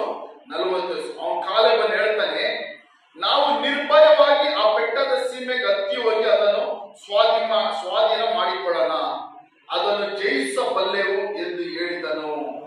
ಅಲ್ಲೆಲ್ಲ ಅಲ್ಲಿ 12 ಜನರ ಜೊತೆನೆ ಕಾಲೇಬನ್ ಅಂತ ಒಬ್ಬ ವ್ಯಕ್ತಿ ಹೋಗಿದ್ದ. ಯೂದ ಕುಲದ ಮುಖ್ಯಸ್ಥನಾಗಿ ಕಾಲೇಬನ್ ಅಂತ ಒಬ್ಬ ಹೋದ. ಇವರೆಲ್ಲ ಭಯಪಡುವಾಗ ಕಾಲೇಬನ್ ಏನಂತ ಹೇಳ್ತಾನೆ, ಅಲ್ಲೆಲ್ಲ ನಾವು ಭಯ ಇಲ್ಲದೆ ಆ ಪ್ರದೇಶಕ್ಕೆ ಹೋಗಿ ನಾವೇನ್ ಮಾಡ್ಬೋದು? ಸ್ವಾಧೀನಪಡಿಸಿಕೊಳ್ಳಬಹುದು. ನಾವು ಅದನ್ನ ಏನ್ ಮಾಡ್ಬೋದು? ಗೆಲ್ಲಬಹುದು. ಅಲ್ಲೆಲ್ಲ ಆದ್ರೆ ಅವನ ಜೊತೆಯಲ್ಲಿ ಹೋದವರು, ಆ ಜನರು ನಮಗಿಂತ ಬಲಿಷ್ಠರು, ಅವರ ಮೇಲೆ ಹೋಗೋಕೆ ನಮಗೆ ಶಕ್ತಿ ಸಾಲದು ಅಂದರು. ಅದಲ್ಲದೆ ಇವರು ತಾವು ಸಂಚರಿಸಿ ನೋಡಿದ ದೇಶದ ವಿಷಯವಾಗಿ ಇಸ್ರೇಲಿಗೆ ಅಶುಭ ಸಮಾಚಾರವನ್ನು ಹೇಳುವರಾಗಿ, ನಾವು ಸಂಚರಿಸಿ ನೋಡಿದ ದೇಶವು ತನ್ನಲ್ಲಿ ವಾಸಿಸುವವರನ್ನು ನುಂಗಿ ಬಿಡುತ್ತದೆ. ಅದಲ್ಲದೆ ನಾವು ಅವರಲ್ಲಿ ನೋಡಿದ ಜನರನ್ನು ಬಹಳ ಎತ್ತರವಾದರು. ಅಲ್ಲಿ ನೆಪೀಲಿಯರನ್ನು, ಅಂದರೆ ನೆಪೀಲಿಯ ವಂಶದವರಾದ ಉನ್ನತ ಪುರುಷರನ್ನು ನೋಡಿದೆವು. ನಾವು ಅವರ ಮುಂದೆ ಮಿಡತೆಗಳಂತೆ ಇದ್ದೇವೆಂದು ತಿಳಿದುಕೊಂಡೆವು. ಅವರಿಗೂ ನಾವು ಹಾಗೆ ತೋರಿದೆವು ಅಂದರು.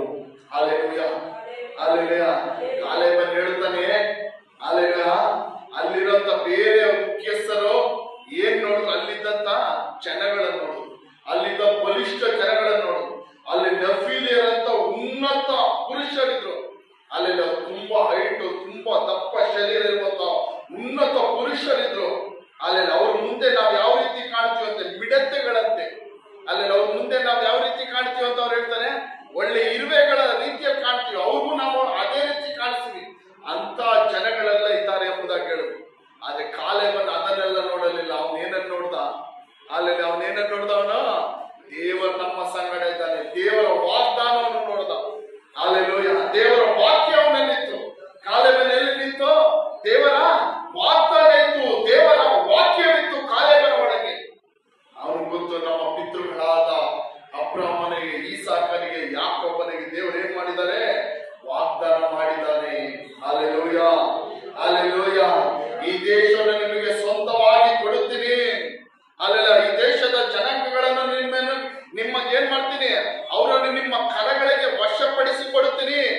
ಅವರು ನಿಮ್ಮ ಕೈ ವಶವಾಗುತ್ತಾರೆ ಎಂಬುದಾಗಿ ದೇವರ ಅಬ್ರಹಾಮನು, ಈಸಾಕನು, ಯಾಕೋಬನಿಗೆ ಮಾಡಿದಂತ ಆ ವಾಗ್ದಾನಗಳು, ಆ ವಾಕ್ಯಗಳು ಯಾರೊಳಗಿತ್ತು? ಕಾಲೇಬನ ಒಳಗಿತ್ತು. ಬೇರೆ 10 ಜನ ಒಳಗೆ ಏನಿರ್ಲಿಲ್ಲ? ವಾಕ್ಯ ಇರ್ಲಿಲ್ಲ. ಏನಿರ್ಲಿಲ್ಲ? ಅವ್ರು ಭಯ ಪಡೋಕೆ ಕಾರಣ ಏನು? ಆ ವಾಗ್ದಾನ ವಾಕ್ಯ ಅವ್ರಲ್ಲಿ ಇರ್ಲಿಲ್ಲ.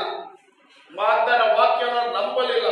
ಅವರು ಜನವನ್ನು ನೋಡಿದ್ರು, ಅಲ್ಲಿನ ಜನಗಳನ್ನು, ಕೋಟೆ ಕೊತ್ತಲು ಪಟ್ಟಣಗಳನ್ನು ನೋಡಿದ್ರು, ಕೋಟೆಗಳನ್ನು ನೋಡಿದ್ರು ಹೊರತು ಅಲ್ಲಿರುವ ಉನ್ನತವಾದ ಶರೀರದ ಜನಗಳನ್ನು ನೋಡಿದ್ರೆ ಹೊರತು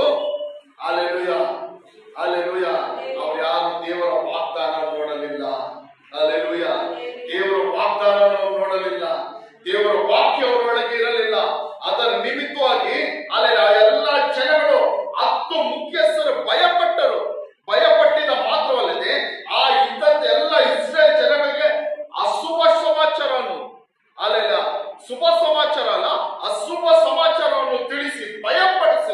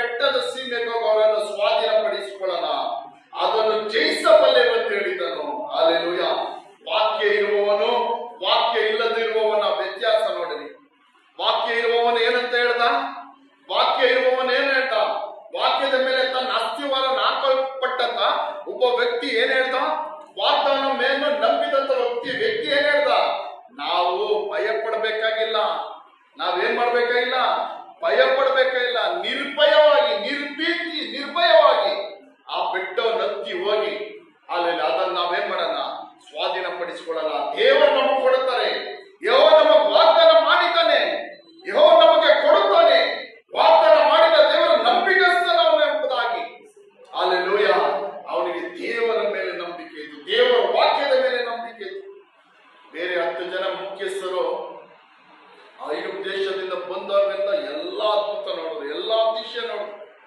ಅಲ್ಲೇಲೂಯ. ಅದ್ಭುತ ನೋಡಿದ್ರೆ ಹೋದಾಗ ದೇವರಿಗೆ ಸ್ತೋತ್ರ ಮಾಡಿದ್ರು ಹೊರತು ಅಲ್ಲೇಲೂಯ ಅವ್ರು ಯಾರೆಲ್ಲ ವಾಗ್ದಾನಗಳು, ದೇವರ ವಾಕ್ಯಗಳು ಅವ್ರ ಒಳಗೆ ನೆಲೆಗೊಂಡಿರಲಿ. ದೇವರ ವಾಗ್ದಾನಗಳು, ದೇವರ ವಾಕ್ಯಗಳು ಅವರೆಲ್ಲ ನೆಲೆಗೊಂಡಿದ್ದಾರೆ. ಅವ್ರು ಯಾವುದೇ ಕಾರಣಕ್ಕೆ ಏನ್ ಮಾಡ್ತಾ ಇರಲಿಲ್ಲ, ಅಲ್ಲೇಲೂಯ, ಹೋಗಿ ಭಯ ಪಡ್ತಿರ್ಲಿಲ್ಲ. ಅಲ್ಲೇಲೂಯ, ಭಯ ಪಡ್ತಿರ್ಲಿಲ್ಲ. ಇಲ್ಲೇ ನೋಡಿ, ದೇವರ ವಾಗ್ದಾನ, ದೇವರ ವಾಕ್ಯ ಇರುವ ಒಬ್ಬ ಮನುಷ್ಯನಿಗೂ ದೇವರ ವಾಗ್ದಾನ, ದೇವರ ವಾಗ್ದಾನ ನಂಬದೆ ದೇವರ ವಾಕ್ಯವನ್ನು ಇಲ್ಲದಿರುವ ಮನುಷ್ಯರಿಗಿರುವಂತಹ ವ್ಯತ್ಯಾಸಗಳು. ಅದಕ್ಕೆ ಹೇಳುವುದು ಅಲ್ಲೇನ, ನಾವು ನಂಬಬೇಕಿರೋದು ಯಾರನ್ನ ಅಂದ್ರೆ ದೇವರ ವಾಗ್ದಾನಗಳು, ಅದ್ಭುತಗಳನ್ನ ಅತಿಶಯಗಳಲ್ಲ. ಅಲ್ಲೇ ಅದ್ಭುತಗಳ ಅತಿಶಯಗಳಲ್ಲ. ಅಲ್ಲೇಲೂಯ. ಅದ್ಭುತಗಳನ್ನ ಅತಿಶಯಗಳನ್ನು ಹೊಂದಿಕೊಂಡರು ಅನೇಕರು ಅಲ್ಲಿ ಹಿಂಜಾರಿ ಹೋಗ್ಬಿಡ್ತಾರೆ. Alleluia, alleluia. ಆದ್ರೆ ದೇವರ ವಾಕ್ಯ ಇರುವವನು ಯಾರೊಬ್ಬನು ಯಾವುದೇ ಕಾರಣಕ್ಕೆ ಏನಾಗುವುದಿಲ್ಲ, ಹಿಂಜಾರಿ ಹೋಗುವುದಿಲ್ಲ. ಅಲ್ಲೇಲೂಯ.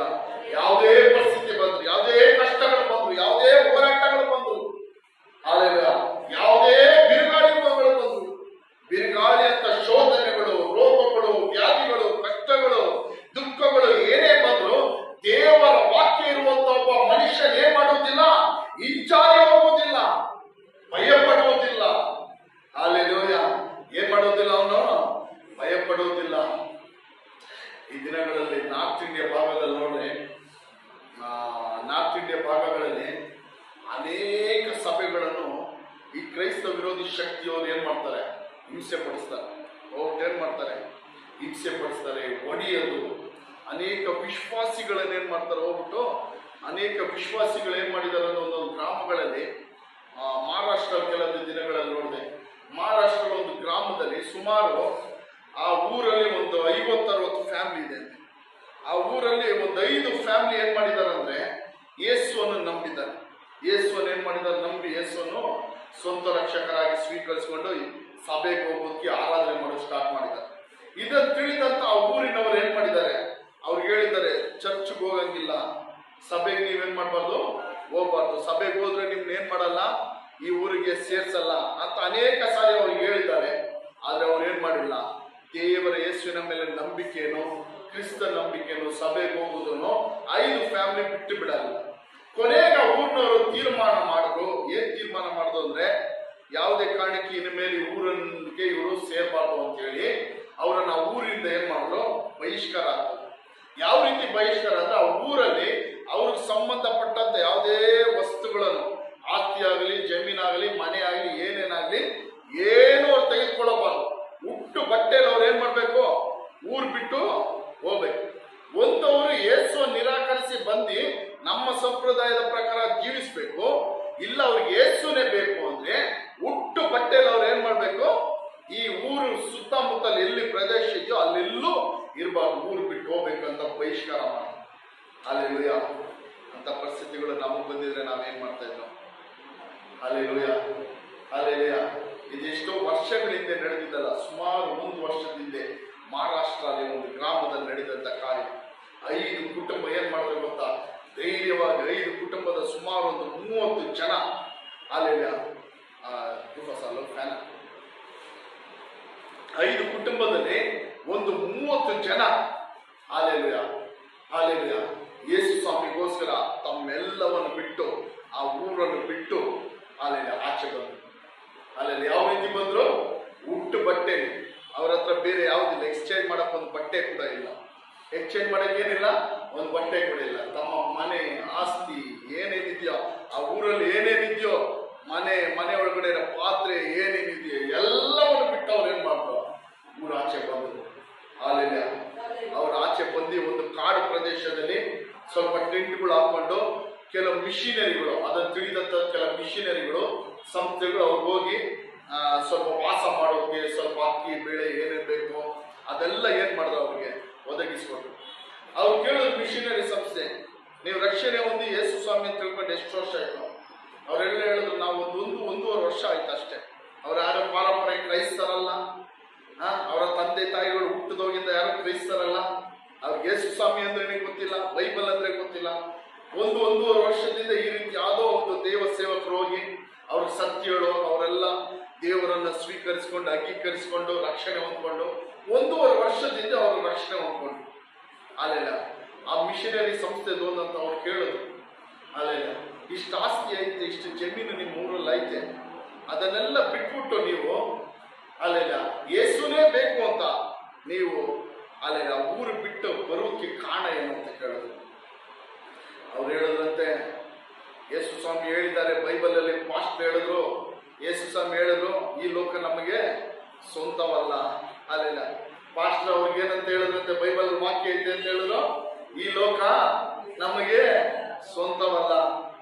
ಯೇಸು ಸ್ವಾಮಿ ಹೇಳಿದ್ರು, ನನ್ನನ್ನು ಹಿಂಸೆ ಪಡಿಸೋದಾದ್ರೆ ನಿಮ್ಮನ್ನೇನ್ ಮಾಡ್ತಾರೆ, ಹಿಂಸೆ ಪಡಿಸೋದ್ರೆ ಈ ಲೋಕ ನಮಗೆ ಸ್ವಂತ ಅಲ್ಲ.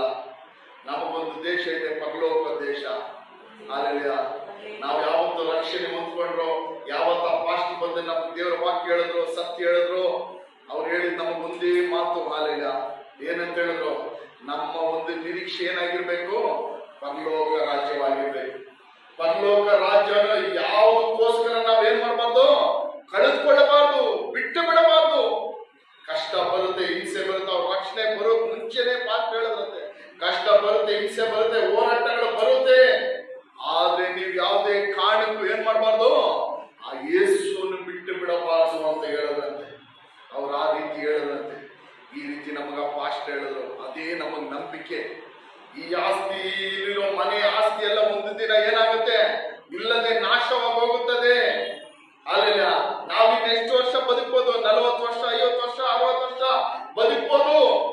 ಅಲ್ಲೆಲ್ಲ ಆದ್ರೆ ಪರಲೋಕ ರಾಜ್ಯದಲ್ಲಿ ಎಷ್ಟು ದಿನಗಳು, ನಿತ್ಯ ನಿತ್ಯ. Hallelujah, hallelujah, hallelujah. ಪರಲೋಕ ರಾಜ್ಯದಲ್ಲಿ ನಮಗೆ ನಿತ್ಯ ಜೀವ ಉಂಟು ಅಂತ ಅವ್ರು ಹೇಳಿದ್ರಂತೆ. ಆ ಮಿಷನರಿ ಸಂಸ್ಥೆಯವ್ರು ನೋಡಿ ತುಂಬಾ ಆಶ್ಚರ್ಯಪಟ್ಟರು. ಅಲ್ಲೆಲ್ಲ ತುಂಬಾ ಆಶ್ಚರ್ಯಪಟ್ಟರು. ಅಲ್ಲೆಲ್ಲ ಈ ರೀತಿಯಾದ ನಂಬಿಕೆ ಕ್ರೈಸ್ತನಲ್ಲಿ ಕಾರಣ ಯಾಕೆ ಅಂದ್ರೆ, ಅವರು ಒಂದು ಅತಿಶಯವಾದ ಅದ್ಭುತವನ್ನು ನೋಡಿ ಯೇಸುವನ್ನು ನಂಬಲಿಲ್ಲ. ಅವರು ನಂಬಿದ್ದು ಯಾವುದರ ಮೂಲಕಾಗಿ, ದೇವರ ವಾಕ್ಯವನ್ನು ಕೇಳಿ ದೇವರ ವಾಕ್ಯವನ್ನು ನಂಬಿದ್ರು. ಅದಕ್ಕೋಸ್ಕರ ಅವರು ದೃಢವಾಗಿ ಅಲ್ಲೆಲ್ಲ ನಿಂತುಕೊಳ್ಳಲು ಸಾಧ್ಯವಾಯಿತು.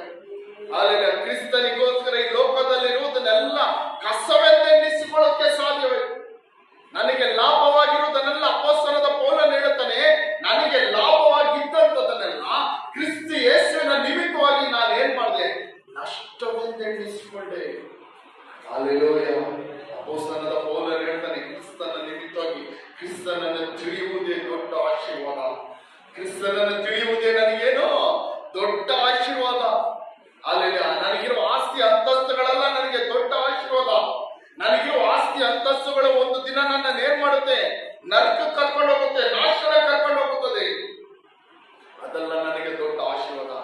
ಯೇಸು ಸ್ವಾಮಿಯನ್ನು ತಿಳಿಯುವುದೇ, ಯೇಸು ಸ್ವಾಮಿಯ ನಿಜವಾದ ದೇವರೆಂಬುದಾಗಿ ತಿಳಿಯುವುದೇ, ರಕ್ಷಣೆ ಹೊಂದಿಕೊಳ್ಳುವುದೇ, ಅಲ್ಲೆಲ್ಲ ಆತನ ಚಿತ್ತದ ಪ್ರಕಾರ ಜೀವಿಸುವುದೇ ನನಗೇನು ದೊಡ್ಡ ಆಶೀರ್ವಾದ. ಅಲ್ಲೆಲ್ಲ ಅಷ್ಟು 5 ಕುಟುಂಬಗಳು ಆ ಹಳ್ಳಿಯಿಂದ ಬಹಿಷ್ಕಾರ ಹಾಕಿದ್ರು. ಇವತ್ತು ಸಂತೋಷವಾಗಿ ಅದನ್ನು ಸ್ವೀಕರಿಸಿಕೊಂಡು ಆಚೆ ಬಂದು ಜೀವಿಸೋದ್ ಕಾರಣ ಇವತ್ತ. ಅಲ್ಲೆಲ್ಲ ದೇವರ ವಾಕ್ಯ, ಆ ಪಾಸ್ಟ್ ಹೇಳಿದ ವಾಕ್ಯ. ಈ ಲೋಕ ನಮಗೆ ಏನಂತೆ, ಸ್ವಂತವಲ್ಲ. ಅಲ್ಲೆಲ್ಲ ಈ ಲೋಕ ಯಾರಿಗೂ ಸ್ವಂತವಲ್ಲ. ಯಾರೆಲ್ಲ ಹೇಳ್ತೀರ ಈ ಲೋಕ ನನಗೆ ಸ್ವಂತ ಅಂತ. ಅಲ್ಲೆಲ್ಲ ಕ್ರೈಸ್ತರಿಗೂ ಸ್ವಂತವಿಲ್ಲ, ದೇವರನ್ನು ಗೊತ್ತಿಲ್ಲದಿರೋ ಅನ್ಯ ಜನಗಳಿಗೂ ಸ್ವಂತವಲ್ಲ. ಯಾರಿಗೂ ಸ್ವಂತ? ಅಲ್ಲೆಲ್ಲ ನಾವೆಲ್ಲ ಒಂಥರ ಬಾಡಿಗೆ ಮನೆಗೆ ಬಂದಿರೋದು. ಏನೋ ಬಾಡಿಗೆ ಮನೆಗೆ. ಅಲ್ಲೆಲ್ಲ ಬಾಡಿಗೆ ಮನೆಯಲ್ಲಿ ಒಂದು 5 ವರ್ಷ 10 ವರ್ಷ ಇರ್ಬೋದು. ಆದ್ರೆ ನಮಗ್ ಸ್ವಲ್ಪ 50 ವರ್ಷ 60 ವರ್ಷ, ಒಂದ್ 100 ವರ್ಷದ ಮೇಲೆ ಈ ಲೋಕದಲ್ಲಿ ಇರ್ತೀನಂದ್ರೆ ಇರಕ್ಕಾಗತ್ತಾ? ಇರ್ತೀನಂದ್ರೆ ಆಗತ್ತಾ? ನಾವೆಲ್ಲ ಹಂಗಂದ್ರೆ ಯಾರು ಈ ಲೋಕಕ್ಕೆ ಬಾಡಿಗೆದಾರರು. ಅಲ್ಲೆಲ್ಲ ಏನೋ ನಾವು ಈ ಲೋಕಕ್ಕೆ ನಾವೆಲ್ಲರೂ ಯಾರು ಬಾಡಿಗೆದಾರರು. ಅಲ್ಲೆಲ್ಲ ಆದ್ರೆ ಸ್ವಂತ ದೇಶ ಯಾವುದು ನಮಗೆ?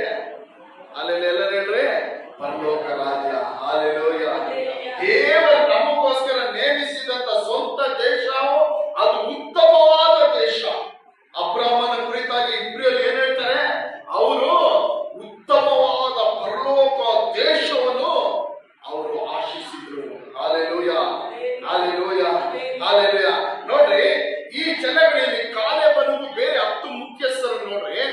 ಕಾಲೇಬನು ಯೋಶುವನು ಮಾತ್ರ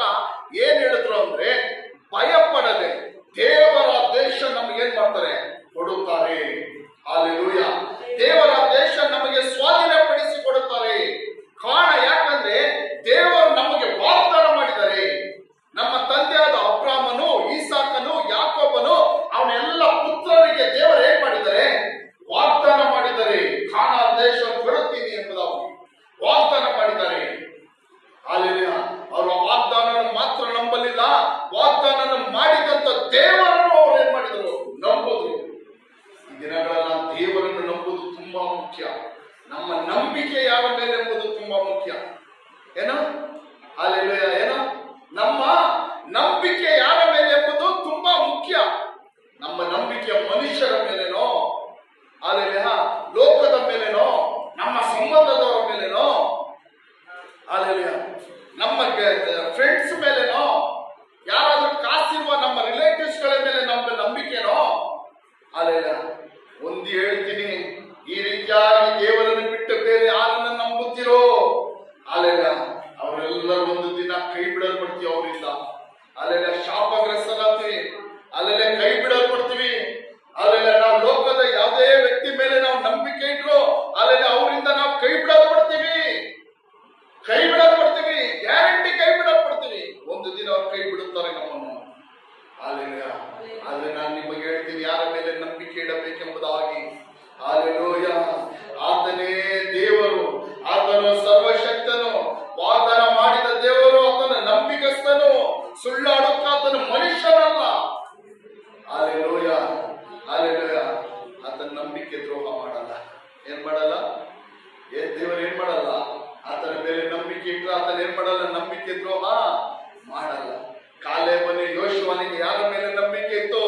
ದೇವರ ಮೇಲೆ ನಂಬಿಕೆ ಇತ್ತು, ದೇವರ ವಾಗ್ದಾನದ ಮೇಲೆ ನಂಬಿಕೆ ಇತ್ತು.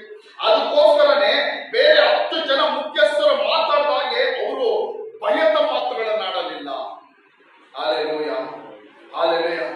ದೇವರ ಮೇಲೆ ನೋಡ್ರಿ, ದೇವರ ಮೇಲೆ ನಂಬಿಕೆ ಇಲ್ಲದವನು ಸಣ್ಣ ಸಣ್ಣ ವಿಷಯಗಳಿಗೂ ಭಯ ಪಡ್ತಾನೆ. ಅಲ್ಲೆಲ್ಲ ಎಷ್ಟಲ್ಲಿ ಕಟ್ತಾ ಇತ್ತು. ಆಮೇಲೆ ಹೇಳ್ರಿ, ಹಾಲೆಲ್ಲ ದೇವರ ಮೇಲೆ ನಂಬಿಕೆ ಇಲ್ಲದ ಒಬ್ಬ ವ್ಯಕ್ತಿ, ಒಬ್ಬ ಮನುಷ್ಯನ ಏನ್ ಮಾಡ್ತಾನೆ? ಅವನ ಜೀವನದಲ್ಲಿ ಅವನು ಎಷ್ಟೇ ಅದ್ಭುತ ನೋಡಿದ್ರು, ಎಷ್ಟೇ ಅತಿಶಯ ನೋಡಿದ್ರು, ಸಣ್ಣ ವಿಷಯಕ್ಕೆ ಅವನು ಭಯಪಟ್ಟು ಹೋಗ್ಬಿಡ್ತಾನೆ. ಸಣ್ಣ ವಿಷಯಕ್ಕೆ ಅವನು ಬಿದ್ದು ಹೋಗ್ಬಿಡ್ತಾನೆ, ಭಯಪಟ್ಟು ಹೋಗ್ಬಿಡ್ತಾನೆ. Hallelujah, hallelujah, hallelujah.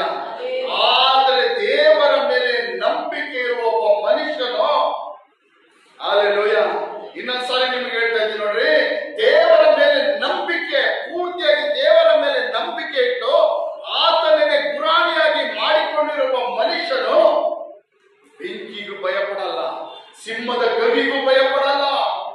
Hallelujah, hallelujah. ಬೆಂಕಿ 4ರಷ್ಟು 10ರಷ್ಟು ಹೆಚ್ಚಾದಾಗಲೂ ಶಾದ್ರಾಕ್, ಮೇಷಕ್, ಅಬೇದ್ನೆಗೋ ಎಂಬ 3 ಯೌವನಸ್ಥರು ಏನ್ ಮಾಡಲಿಲ್ಲ? ಭಯಪಡಲಿಲ್ಲ. Hallelujah, hallelujah, hallelujah, hallelujah. ಆ ನೆಬೂಕದ್ನೆಚ್ಚರನನ್ನು ನಿಲ್ಲಿಸಿದಂತ ಆ ವಿಗ್ರಹಕ್ಕೆ ಅಡ್ಡ ಬಿಡಲ್ಲ ಅಂತ ಹೇಳಿ ಅಲ್ಲಿ ಶಾದ್ರಾಕ್, ಮೇಷಕ್, ಅಬೇದ್ನೆಗೋ ಎಂಬ 3 ಯೌವನಸ್ಥರನ್ನು ಬೆಂಕಿಗೆ ಹಾಕುವುದಕ್ಕೆ ಆಜ್ಞಾಪಿಸಿದ್ರು. ಹಾಲೆಲೂಯ. ಭಯಪಟ್ರ ಅವರು, ಅಲ್ಲೆಲ್ಲ ಭಯಪಟ್ರ ಅವರು. ಹಾಲೆಲೂಯ.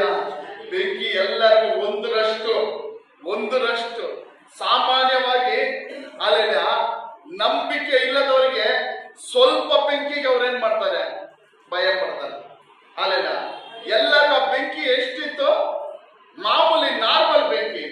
ಆದ್ರೆ ನಂಬಿಕೆ ಉಳ್ಳಂತ, ದೇವರ ಮೇಲೆ ನಂಬಿಕೆ ಇಟ್ಟಂತ ಶಾದ್ರಾಕ್, ಮೇಷಕ್, ಅಬೇದ್ನೆಗೋಗೆ ಎಷ್ಟು ಪಟ್ಟು ಹೆಚ್ಚು ಬೆಂಕಿ ಮಾಡಿದ್ರು? 7ರಷ್ಟು 8 ಬೆಂಕಿಯ. ಹಾಲೆಲೂಯ. ಹೆಚ್ಚು ಮಾಡಿದ್ರು, 7ರಷ್ಟು 10 ಪಟ್ಟು ಹೆಚ್ಚು ಮಾಡಿದ್ರು. ನಂಬಿಕೆ ಇರುವವನಿಗೂ, ದೇವರ ಮೇಲೆ ನಂಬಿಕೆ ಇರುವವನು, ನಂಬಿಕೆ ಇಲ್ಲದವರು ನೋಡ್ರಿ. ಅಲ್ಲೆಲ್ಲ ನಂಬಿಕೆ ಇರುವವನಿಗೆ 10 ಪಟ್ಟಲ್ಲ, 20 ಪಟ್ಟು, 100 ಪಟ್ಟು ಅಲ್ಲೇ ಬೆಂಕಿ ಹೆಚ್ಚು ಮಾಡಿದವನು ಏನ್ ಮಾಡುವುದಿಲ್ಲ? ಭಯ ಪಡುವುದಿಲ್ಲ, ಭಯ ಪಡಲಿಲ್ಲ.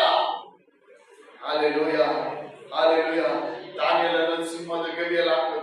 ಎಡಬಿಡದೆ 3 ಸಾರಿ ಅವನು ಪ್ರಾರ್ಥಿಸುವಂತ ದೇವರನ್ನು ಪ್ರಾರ್ಥಿಸಿದ ನಿಮಿತ್ತವಾಗಿ ಅದನ್ನೇ ತಪ್ಪಾಗಿ ಓರಿಸಿ ಅವನನ್ನು ಸಿಂಹದ ಗವಿಯಲ್ಲಿ, ಸಿಂಹದ ಬಾಯಿಗೆ ಹಾಕಿದ್ರು. ದೇವರೇನ್ ಮಾಡಿದ್ರು? ಅವನು ಭಯ ಪಡಲಿಲ್ಲ. ದೇವರೇನ್ ಮಾಡಿದ್ರು? ಆ ಸಿಂಹದ ಬಾಯಿಯನ್ನು ಮುಚ್ಚಿ ಅಲ್ಲ ಅವನನ್ನು ಕಾಪಾಡಿದ್ರು. ನೋಡ್ರಿ, ಇದೇ ಭಯ ಪಡುವವನು ಭಯ ಪಡದೇ ಇರುವವನು ವ್ಯತ್ಯಾಸ. ದೇವರ ವಾಕ್ಯ ಇರುವವನು ಯಾವುದೇ ಕಾರ್ಯ ಬಂದ್ರೆ ಏನ್ ಮಾಡುವುದಿಲ್ಲ? ಭಯ ಪಡುವುದಿಲ್ಲ.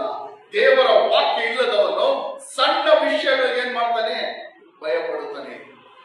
ನಮ್ಮನೆ ನಾವು ಸ್ವಲ್ಪ ಯೋಚಿಸಿ ನೋಡೋಣ. ನಾವು ಇದ್ರಲ್ಲಿ ಯಾವ ಗುಂಪಲ್ಲಿ ಇದ್ದೀವಿ? ಹಾಲೆಲೂಯ. ನಾವು ಇದ್ಯಾವ ಗುಂಪಲ್ಲಿ ಇದ್ದೀವಿ? ಅಲ್ಲೆಲ್ಲ ಭಯ ಪಡುವವರ ಗುಂಪಲ್ಲ, ಭಯ ಪಡದೇ ಇರೋ ಗುಂಪಲ್ಲ. ದೇವರ ಮೇಲೆ ನಂಬಿಕೆ ಇರೋ ಗುಂಪಲ್ಲ, ದೇವರ ಮೇಲೆ ನಂಬಿಕೆ ಇರೋ ತರ ತೋರಿಸ್ಕೊಂಡು ನಂಬಿಕೆ ಇಲ್ಲದೆ ಇರೋರ ಗುಂಪಲ್ಲ. ಯಾವ ಗುಂಪಲ್ಲಿ ಇದ್ದೀವಿ? Hallelujah, hallelujah. ನಾವು ನಂಬಬೇಕಾಗಿರೋದು ಒಬ್ಬರೇ, ಆತನೇ ಕರ್ತನಾದ ಯೇಸು ಕ್ರಿಸ್ತನು. ಆತನ ಮೇಲೆ ನಂಬಿಕೆ ಇಡ್ರಿ. ಯಾವುದೇ ತಿರುಗಳಿಗೆ ನಾವೇನ್ ಮಾಡಲ್ಲ, ಎದುರಲ್ಲ. ಹಾಲೆಲೂಯ. ನೋಡ್ರಿ, ಅದಾದ್ಮೇಲೆ 14ನೇ ಈಗ ಅದನ್ನು ಕೇಳಿ ಜನಸಮೂಹದರೆಲ್ಲರೂ ಗುಳ್ಳು ಮಾಡಿ ಬಹಳ ಕೂಗಿಕೊಂಡು. ಅಲ್ಲೆಲ್ಲ ಕಾಲೇಬನ ಮಾತನ್ನು ಅವ್ರು ಕೇಳಲಿಲ್ಲ. ಈ ಭಯಪಡಿಸುವವರ ಮಾತನ್ನು ಕೇಳಿ ಜನಸಮೂಹದವರೆಲ್ಲ ಏನ್ ಮಾಡಿದ್ರು? ಇಸ್ರೇಲ್ ಜನಗಳು ಬಹಳ ಗಲಿಬಿಲಿ ಮಾಡಿದ್ರು, ಅಳಕ್ ಸ್ಟಾರ್ಟ್ ಮಾಡಿದ್ರು. ಏನಂತ ಹೇಳ್ತಾರೆ ನೋಡ್ರಿ, ಇಸ್ರೇಲರೆಲ್ಲರೂ ಮೋಶೆಗೆ ಅರೋನನ ವಿರುದ್ಧವಾಗಿ ಗೊಣಗುಟ್ಟಿ. ಯಾರ ವಿರುದ್ಧ ಗೊಣಗುಡ್ತಾರೆ? ಮೋಶೆ ಅರೋನನ ವಿರುದ್ಧ ಗೊಣಗುಟ್ಟಿ ಅವ್ರು ಹೇಳುವ ಮಾತು ನೋಡ್ರಿ, ನಾವು ಐಗುಪ್ತ ದೇಶದಲ್ಲೇ ಸತ್ತಿದರೆ ಎಷ್ಟೋ ಮೇಲಾಗಿತ್ತು, ಈ ಅರಣ್ಯದಲ್ಲಾದರೂ ಸತ್ತಿದರೆ ಮೇಲಾಗಿತ್ತು. ಯೆಹೋವನು ನಮ್ಮನ್ನು ಯಾಕೆ ಕತ್ತಿಯ ಬಾಯಿಂದ ಸಾಯಿಸೋಕೆ ಈ ದೇಶಕ್ಕೆ ಮರ ಮಾಡುತ್ತಾನೆ? ನಮ್ಮ ಎಂಟರ ಮಕ್ಕಳು ಪರರ ಪಾಲಾಗುವರಲ್ಲವಾ? ನಾವು ಈ ಐಗುಪ್ತ ದೇಶಕ್ಕೆ ತಿರುಗಿ ಹೋಗುವುದು ಒಳ್ಳೇದಲ್ಲವಾ ಎಂದು ಹೇಳಿಕೊಳ್ಳುತ್ತಾ ಇದ್ದರು. ಅವರ ಬಾಯಿ ಮಾತು ನೋಡ್ರಿ, ನಂಬಿಕೆ ಇಲ್ಲದವರು, ದೇವರ ವಾಕ್ಯ ಇಲ್ಲದವರ ಮಾತುಗಳು ನೋಡ್ರಿ. ಅದಕ್ಕೆ ನಮ್ಮ ಬಾಯಿ ಮಾತು ದೇವರ ವಿರುದ್ಧವಾಗಿ, ದೇವರ ಸನ್ನಿಧಿಯಲ್ಲಿ ನಮ್ಮ ಬಾಯಿ ಮಾತುಗಳು ಯಾವ ರೀತಿ ಬೇಕು?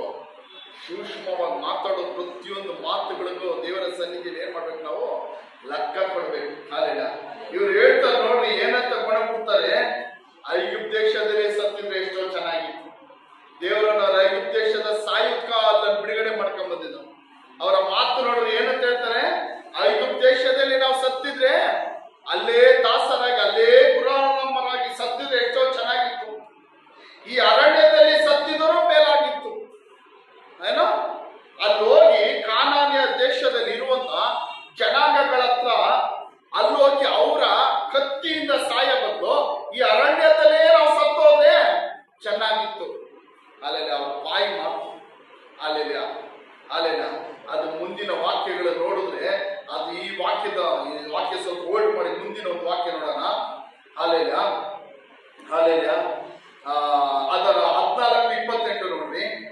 ಅಲ್ಲೆಲ್ಲ 14:28 ಹೋದ್ರಿ. 14:28 ಅದೇ ಅರಣ್ಯಕಾಂಡ 14:28.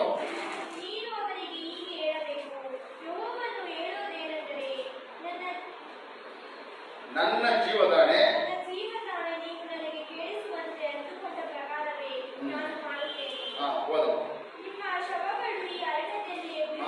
ನಿಮ್ಮ ಶವಗಳು ಈ ಅರಣ್ಯದಲ್ಲಿ ಬೀಳುವವು. ಆಮೇಲೆ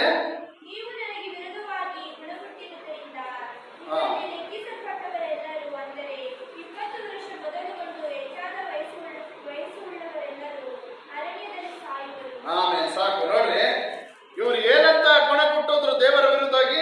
14:2 ವಾಕ್ಯದಲ್ಲಿ 14:2 ವಾಕ್ಯದಲ್ಲಿ ಏನಂತ ಗುಣ ಕೊಟ್ಟೋದ್ರು ಈ ಜನಗಳು? ಈ ಅರಣ್ಯದಲ್ಲೇ ಸತ್ತಿದರೆ ನಮಗೆ ಮೇಲಾಗಿತ್ತು. ಐಗುಪ್ತ ದೇಶದಿಂದ ಬಂದ್ಬಿಟ್ಟವ್ರೆ. ಐಗುಪ್ತ ದೇಶದಲ್ಲಿ ಮಾತು ಹೇಳಿದ್ರೆ ದೇವ್ರು ಏನ್ ಮಾಡ್ತಾ ಇದ್ರು? ಅಲ್ಲೇಗೆ ಅವ್ರು ತೀರ್ಪು ಕೊಡ್ತಾ ಇದ್ರು. ಆದ್ರೆ ಇವ್ರು 2ನೇದಾಗ ಏನ್ ಹೇಳಿದ್ರು?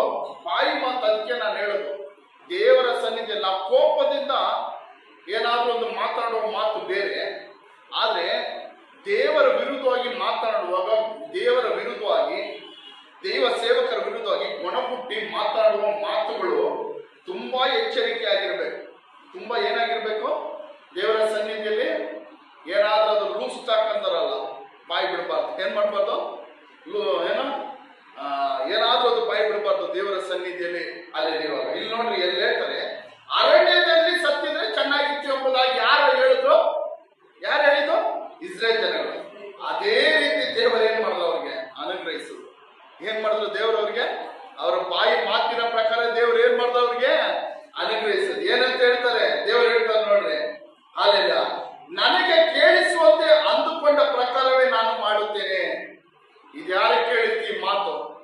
ಇವ್ರು ಹೇಳಿದ ಮಾತು ಯಾರಿಗೆ ಕೇಳಿಸ್ತು? ಎಲ್ಲ ಕೇಳಿಸುವಂತದ್ದೀರಾ? ಇವ್ರು ಹೇಳಿದ ಮಾತು ಯಾರಿಗೆ ಕೇಳಿಸ್ತು? ಅಲ್ಲೆಲ್ಲ ಯೆಹೋವನಿಗೆ ಕೇಳಿಸ್ತು. ಯೆಹೋವನು ಏನ್ ಹೇಳ್ತಾನೆ? ನನಗೆ ಕೇಳಿಸುವಂತೆ ಅಂದುಕೊಂಡ ಪ್ರಕಾರ ನಾನು ಮಾಡುತ್ತೇನೆ, ನಿಮ್ಮ ಶವಗಳು ಈ ಅರಣ್ಯದಲ್ಲೇ ಬೀಳುವುದು. ನೀವು ಯಾವುದೇ ಕಾರಣಕ್ಕೆ ಯಾರ ಗುಣ ವಾಗ್ದಾನ ಮಾಡಿದಂತ ಕಾನಾನ್ ದೇಶಕ್ಕೆ ಹೋಗುವುದಿಲ್ಲ. ಬಾಯಿ ಮಾತು ನೋಡ್ರಿ, ತಪ್ಪಾದ ಮಾತು ನೋಡ್ರಿ, ದೇವರ ವಾಗ್ದಾನವನ್ನೇ ಅವ್ರು ಕಳ್ಕೊಂಡ್ಬಿಟ್ರು. ದೇವರ ವಾಗ್ದಾನ ವಾಕ್ಯ ದೇಶವನ್ನೇ ಅವ್ರು ಏನ್ ಮಾಡ್ಬಿಟ್ರು? ಕಳ್ಕೊಂಡ್ಬಿಟ್ರು. ಹಾಲೆಲೂಯ. ಆದ್ರೆ ಯಾರು ಹೋಗ್ತಾರ ಅಂತ ಹೇಳಿದ್ರು? 20 ವಯಸ್ಸಿಗೂ ಮೊದಲುಗೊಂಡು ಹೆಚ್ಚಾದ ವಯಸ್ಸುಳ್ಳವರೆಲ್ಲರೂ, ಅಲ್ಲಿ 20 ವರ್ಷದಿಂದ ಮೇಲ್ಪಟ್ಟವ್ರು ಯಾರೆಲ್ಲ ಇದ್ರು ಅವರೆಲ್ಲರೂ ಏನಾದ್ರು ಈ ಅರಣ್ಯದಲ್ಲಿ ಸತ್ತೋಗ್ಬಿಟ್ರು. ಹಾಲೆಲೂಯ. ನೋಡ್ರಿ, ಇಲ್ಲಿಂದ 40 ವರ್ಷ ಆಯ್ತಂತೆ. 40 ವರ್ಷ ಆಯ್ತಂತೆ ಅವರು ಎಲ್ಲಿಗೆ ಹೋಗಕ್ಕೆ? ಕಾನಾನ್ ದೇಶ. 2-3 ದಿವಸಗಳಲ್ಲಿ ಕಾನಾನ್ ದೇಶಕ್ಕೆ ಅವರು ಹೋಗಿ ಪ್ರವೇಶಿಸಬೇಕಾದವರು.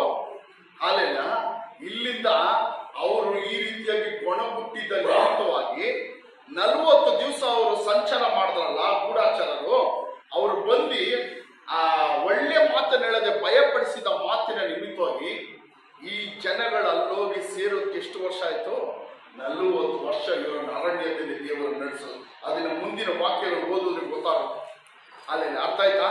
ಏನೋ ದೇವರ ವಿರುದ್ಧವಾಗಿ ಅಲ್ಲಿ ಗೊಣಗುಟ್ಟಿ ಮಾತಾಡಿದ ನಿಮಿತ್ತವಾಗಿ ಇಸ್ರೇಲರಿಗೆ ಬಂದಂತ ಅಲ್ಲಿ ಪ್ರತಿಫಲವೇನೋ ಅವರು ಅಂದುಕೊಂಡಂತೆ 20 ವಯಸ್ಸು ಮೇಲ್ಪಟ್ಟ ಎಲ್ಲ ಇಸ್ರೇಲರು ಅರಣ್ಯದಲ್ಲಿ ಏನಾದ್ರು ನಾಶವಾಗೋದು. ಕಾಲೇಬನು ಮತ್ತೆ ಯೋಶುವನು ಇಬ್ಬರು ಬಿಟ್ರೆ ಬೇರೊಬ್ಬರು ಯಾರು ಏನಾಗಲಿಲ್ಲ, ಆ ಕಾನಾನ್ ದೇಶಕ್ಕೆ ಸೇರಲಿಲ್ಲ. ಹಾಲೆಲ್ಲ ನೋಡ್ರಿ, ಅವ್ರು ಹೇಳ್ತಾರೆ, ಯೆಹೋವನು ನಮ್ಮನ್ನು ಯಾಕೆ ಕತ್ತಿಯ ಬೈದ ಸಾಯಿಸೋಕ ದೇಶಕ್ಕೆ ಬರಮಾಡುತ್ತಾನೆ? ನಮ್ಮ ಹೆಂಡರ ಮಕ್ಕಳು ಪರರ ಪಾಲಾಗುತ್ತಾರಲ್ಲ, ನಾವು ಐಗುಪ್ತ ದೇಶಕ್ಕೆ ತಿರುಗಿ ಹೋಗುದು ಒಳ್ಳೇದಲ್ಲವೇ ಎಂದು ಹೇಳಿಕೊಡುತ್ತಾ. ಹಾಲೆಲ್ಲ ಇವರ ಯೋಚನೆ ಎಲ್ಲ ಯಾವಾಗ ಏನ್ ಗೊತ್ತಾ? ಏನಾದ್ರೂ ಒಂದು ಕಷ್ಟ ಬಂದ್ರೆ ಐಗುಪ್ತ ದೇಶಕ್ಕೆ ಹೋಗೋಣ ಎಲ್ಲ ಅವ್ರ ಯೋಚನೆ ಏನು? ಹಾಲೆಲ್ಲ ಏನಾದ್ರೂ ಒಂದು ಕಷ್ಟ ಬಂದ್ರೆ, ಏನಾದ್ರೂ ಒಂದು ತೊಂದರೆ ಬಂದಿದ ತಕ್ಷಣ ಆ ಇಸ್ರೇಲ್ ಜನಗಳು ಯೋಚಿಸೋದೇನೋ ಐಗುಪ್ತ ದೇಶಕ್ಕೆ ಹಿಂದಿರುಗಿ ಹೋಗೋಣ. ಅಲ್ಲಿ ಎಷ್ಟು ಕಷ್ಟಪಟ್ಟು ಎಷ್ಟು ದಾಸರಾಗಿದ್ರು ಎಲ್ಲ ಅವ್ರಿಗೆ ಗೊತ್ತು. ಎಲ್ಲ ಗೊತ್ತು. ಅದಕ್ಕೆ ಇಬ್ರಿಯರಲ್ಲಿ ಅಬ್ರಾಹ್ಮನ ಕುರಿತಾಗಿ ಹೇಳುತ್ತಾನೆ, ಅವನಿಗೆ ಎಷ್ಟೋ ಅವನ ಮನಸ್ಸು ಮಾಡಿದ್ರೆ ತನ್ನ ಸ್ವಂತ ದೇಶಕ್ಕೆ ಏನ್ ಮಾಡ್ಬೋದಾಗಿತ್ತು? ಅವನು ಯಾವಾಗ ಬೇಕಾದರೂ ಹಿಂದಿರುಗಿ ಹೋಗ್ಬೋದಾಗಿತ್ತು. ಹಂಗಂದ್ರೆ ಅರ್ಥ, ದೇವರ ಹತ್ರ ಬಂದ ಮೇಲೆ, ದೇವರ ಹತ್ರ ರಕ್ಷಣೆ ಹೊಂದಿಕೊಂಡು ಸಭೆಗೆ ಬಂದು ಯೇಸುವನ್ನು ಸ್ವಂತ ರಕ್ಷಕರಾಗಿ ಸ್ವೀಕರಿಸಿಕೊಂಡಂತ ದೇವ ಮಕ್ಕಳು ನಾವು ಮನಸ್ಸು ಮಾಡಿದ್ರೆ ಯಾವಾಗ ಬೇಕಾದ್ರೂ ನಾವು ಬಿಟ್ಟು ಬಂದಂತ ನಮ್ಮ ಸಂಪ್ರದಾಯಗಳಿಗೂ ನಮ್ಮ ಕಡೆಗೂ ನಾವೇನ್ ಮಾಡ್ಬೋದು? ಹಿಂದಿರುಗಿ ಹೋಗಬಹುದು. ಅಲ್ಲಿಲ್ಲ ಅಬ್ರಾಹ್ಮನ್ ಹಿಂದಿರುಗಿ ಹೋಗಬಹುದಾಯ್ತು, ಸಾರಾಳ್ ಹಿಂದಿರುಗಿ ಹೋಗಬಹುದಾಯ್ತು, ತನ್ನ ಜನಗಳ ಸಂಗಡ ತನ್ನ ಬಂಧುಗಳೊಂದಿಗೆ ಹಿಂದಿರುಗಿ ಹೋಗಬಹುದಾಯ್ತು. ಆದ್ರೆ ಅವನೇನು ಮಾಡಲಿಲ್ಲ, ಅದನ್ನು ಯಾವುದೇ ಕಾರಣಕ್ಕೆ ಹಿಂದಿರುಗಿ ಹೋಗಲಿಲ್ಲ. ಅವನು ಆರಿಸಿಕೊಂಡು ಅವನು ನೋಡುತ್ತಿದ್ದದೋ ಈ ಕಾನಾನ್ ದೇಶವನ್ನಲ್ಲ, ಉತ್ತಮ ದೇಶವಾದ ಪರಲೋಕ ದೇಶವನ್ನು ಅವನು ನೋಡುತ್ತಿದ್ದ. ಅದಕ್ಕೋಸ್ಕರ ಅವನು ಪಾಡುಪಟ್ಟನು. ಅದಕ್ಕೋಸ್ಕರ ಅವನು ಏನ್ ಮಾಡ್ತಾ ಇದ್ದಾನೆ? ಪಾಡುಪಟ್ಟನು, ಬಾಧೆ ಅನುಭವಿಸಿದನು. ಅಲ್ಲೆಲ್ಲ ಇಸ್ರೇಲ್ ಜನಗಳದ್ದು ಯಾವಾಗಲೂ ಒಂದು ಕಷ್ಟ ಬಂದ್ರೆ ಹಿಂದಿರುಗಿ ಹೋಗುವಂತ ಅಭ್ಯಾಸ, ಹಿಂದಿರುಗಿ ನೋಡುವಂತ ಅಭ್ಯಾಸ. ಲೋತನ ಹೆಂಡತಿ ಹಿಂದಿರುಗಿ ನೋಡಿ ಏನಾದವಳು? ಉಪ್ಪು ಸ್ತಂಭ. ಅದಕ್ಕೆ ದೇವ ಜನಗಳೇ, ನಾನು ನಿಮಗೆ ಹೇಳ್ತೀನಿ, ಏನೇ ಒಂದು ಕಷ್ಟ ಬಂದ್ರು, ವಿಷಯ ಬಂದ್ರು, ಹಿಂದೆ ನೋಡುವಂತ ಕಾರ್ಯಗಳನ್ನ ನಾವು ಬಿಟ್ಟು ಬಿಡಬೇಕು. ಏನ್ ಮಾಡ್ಬೇಕು? ಹಿಂದೆ ನೋಡುವಂತ ಕಾರ್ಯಗಳನ್ನ ನಾವೇನ್ ಮಾಡ್ಬೇಕು? ಬಿಟ್ಟು ಬಿಡಬೇಕು. ಹಾಲೆಲೂಯ. ಅನೇಕ ದೈವ ಜನಗಳು, ವಿಶ್ವಾಸಿಗಳು ಏನ್ ಮಾಡ್ತೀವಿ? ಏನಾದ್ರೂ ಕಷ್ಟ ಬಂದ್ರೆ, ಅಯ್ಯೋ ನಾನ್ ಸಭೆಗೆ ಬರಕ್ ಮುಂಚೆ, ಚರ್ಚೆಗೆ ಬರಕ್ ಮುಂಚೆ ನಾನ್ ಚೆನ್ನಾಗಿದ್ನಲ್ಲ, ಅಯ್ಯೋ ಅಲ್ಲೇ ಚೆನ್ನಾಗಿತ್ತು ಎಂಬುದಾಗಿ ನಮ್ಮ ಮನಸ್ಸು ಎಲ್ಲಿಗೆ ಹೋಗುತ್ತೆ? ಹಿಂದೆ ಹೋಗುತ್ತೆ. ಹಾಲೆಲೂಯ. ಯಾವುದೇ ಕಾರಣಕ್ಕೆ ಅದು ಮಾಡಬಾರ್ದು. ಈ ಜನಗಳು ಅಷ್ಟೇ ಐಗುಪ್ತ ದೇಶಕ್ಕೆ ಒಳ್ಳೆಯದು ಎಂಬುದಾಗಿ ನೆನೆಸಿಕೊಂಡು ಒಬ್ಬ ನಾಯಕನ ನೇಮಿಸಿಕೊಂಡು ಐಗುಪ್ತ ದೇಶಕ್ಕೆ ತಿರುಗಿ ಹೋಗೋಣ ಎಂದು ಮಾತಾಡಿಕೊಳ್ಳುತ್ತಿದ್ದರು. ಹಾಲೆಲೂಯ. ದೇವರೊಬ್ಬ ನಾಯಕನ ಕಳಿಸಿ ಅವರನ್ನು ಐಗುಪ್ತ ದೇಶದಿಂದ ಬಿಡುಗಡೆ ಮಾಡಿದ್ರು. ಇವಾಗ ಇವರು ಏನ್ ತೀರ್ಮಾನ ಮಾಡ್ತಾ ಇದ್ದಾರೆ? ನಮಗೊಬ್ಬನೊಬ್ಬ ನಾಯಕನ ನೇಮಿಸಿ ನಾವು ತಿರ್ಗಾ ಎಲ್ಲಿಗೆ ಹೋಗೋಣ? ಆ ದಾಸತ್ವಕ್ಕೆ ಹೋಗ್ಬಿಡೋಣ, ಆ ಗುಲಾಮತನಕ್ಕೆ ತಿರ್ಗಾ ಹೋಗೋಣ, ಆ ಪಾಪಕ್ಕೆ ತಿರ್ಗಾ ಹೋಗ್ಬಿಡೋಣ.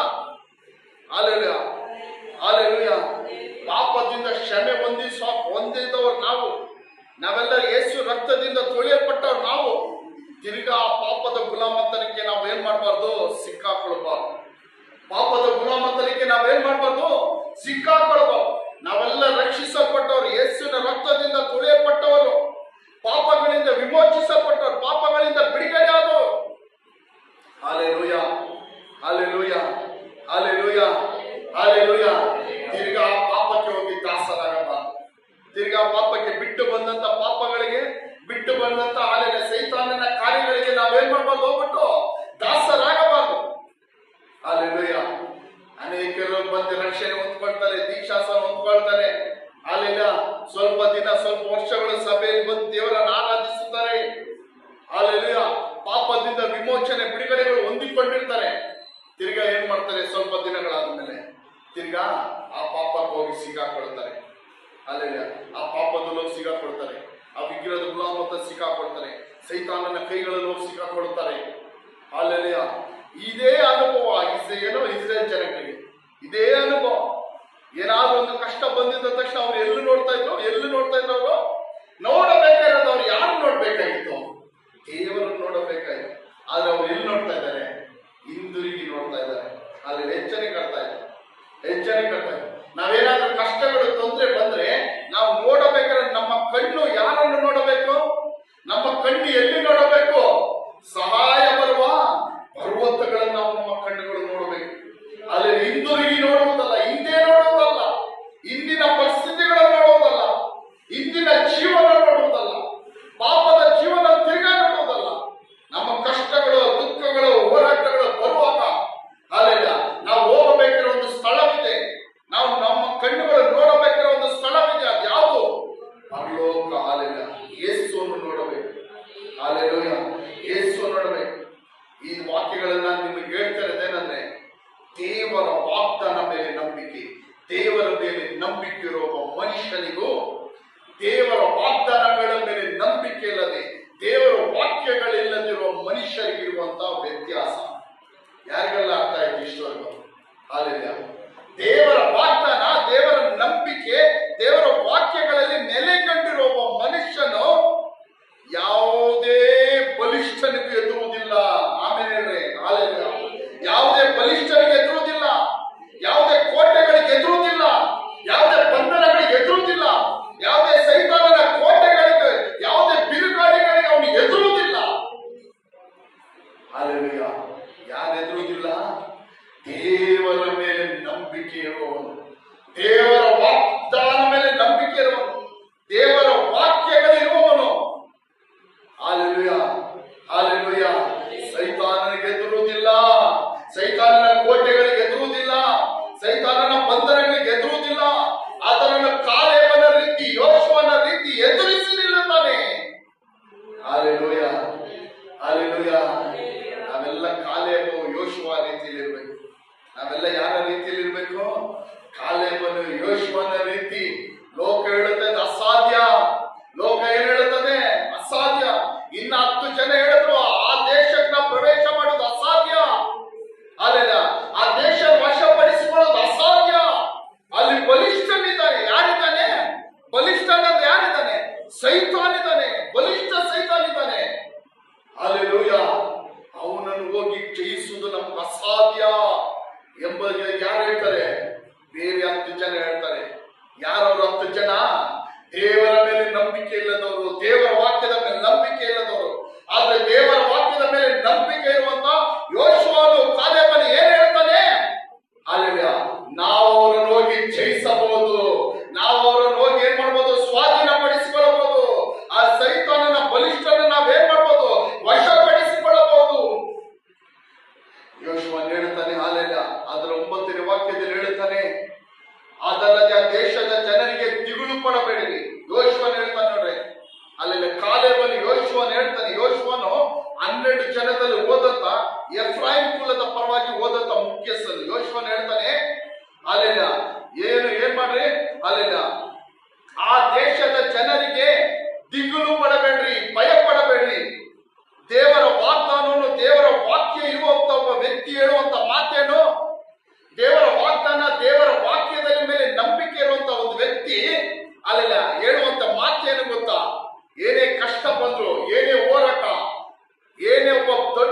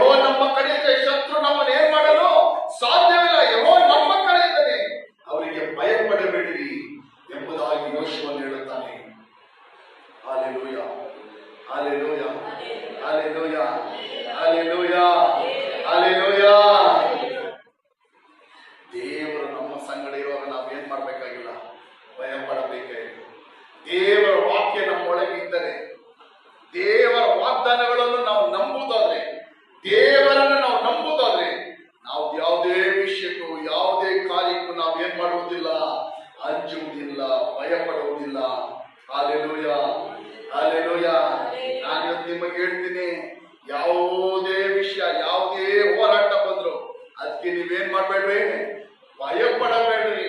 ಹಲ್ಲೆಲೂಯಾ, ಭಯ ಪಡಬೇಡ್ರಿ. ಯೆಹೋವ ನಮ್ಮ ಕಡೆ ಇದ್ದಾನೆ, ದೇವ ನಮ್ಮ ಕಡೆ ಇದ್ದಾನೆ, ಸರ್ವಶಕ್ತರಾದ ದೇವರು ನಮ್ಮ ಕಡೆ ಇದ್ದಾನೆ, ನಮ್ಮ ಜೊತೆ ಇದ್ದಾನೆ. ಇವತ್ತಿರುವ ಕಷ್ಟಗಳು, ಹೋರಾಟಗಳನ್ನು ನೋಡಿ ಏನ್ ಮಾಡ್ಬೇಡ್ರಿ, ಭಯ ಪಡಬೇಡ್ರಿ. ಸಣ್ಣ ಪುಟ್ಟ ರೋಗಗಳನ್ನು, ವ್ಯಾಧಿಗಳನ್ನು ನೋಡ್ಬಿಟ್ಟು ಏನ್ ಮಾಡ್ಬೇಡ್ರಿ, ಭಯ ಪಡಬೇಡ್ರಿ.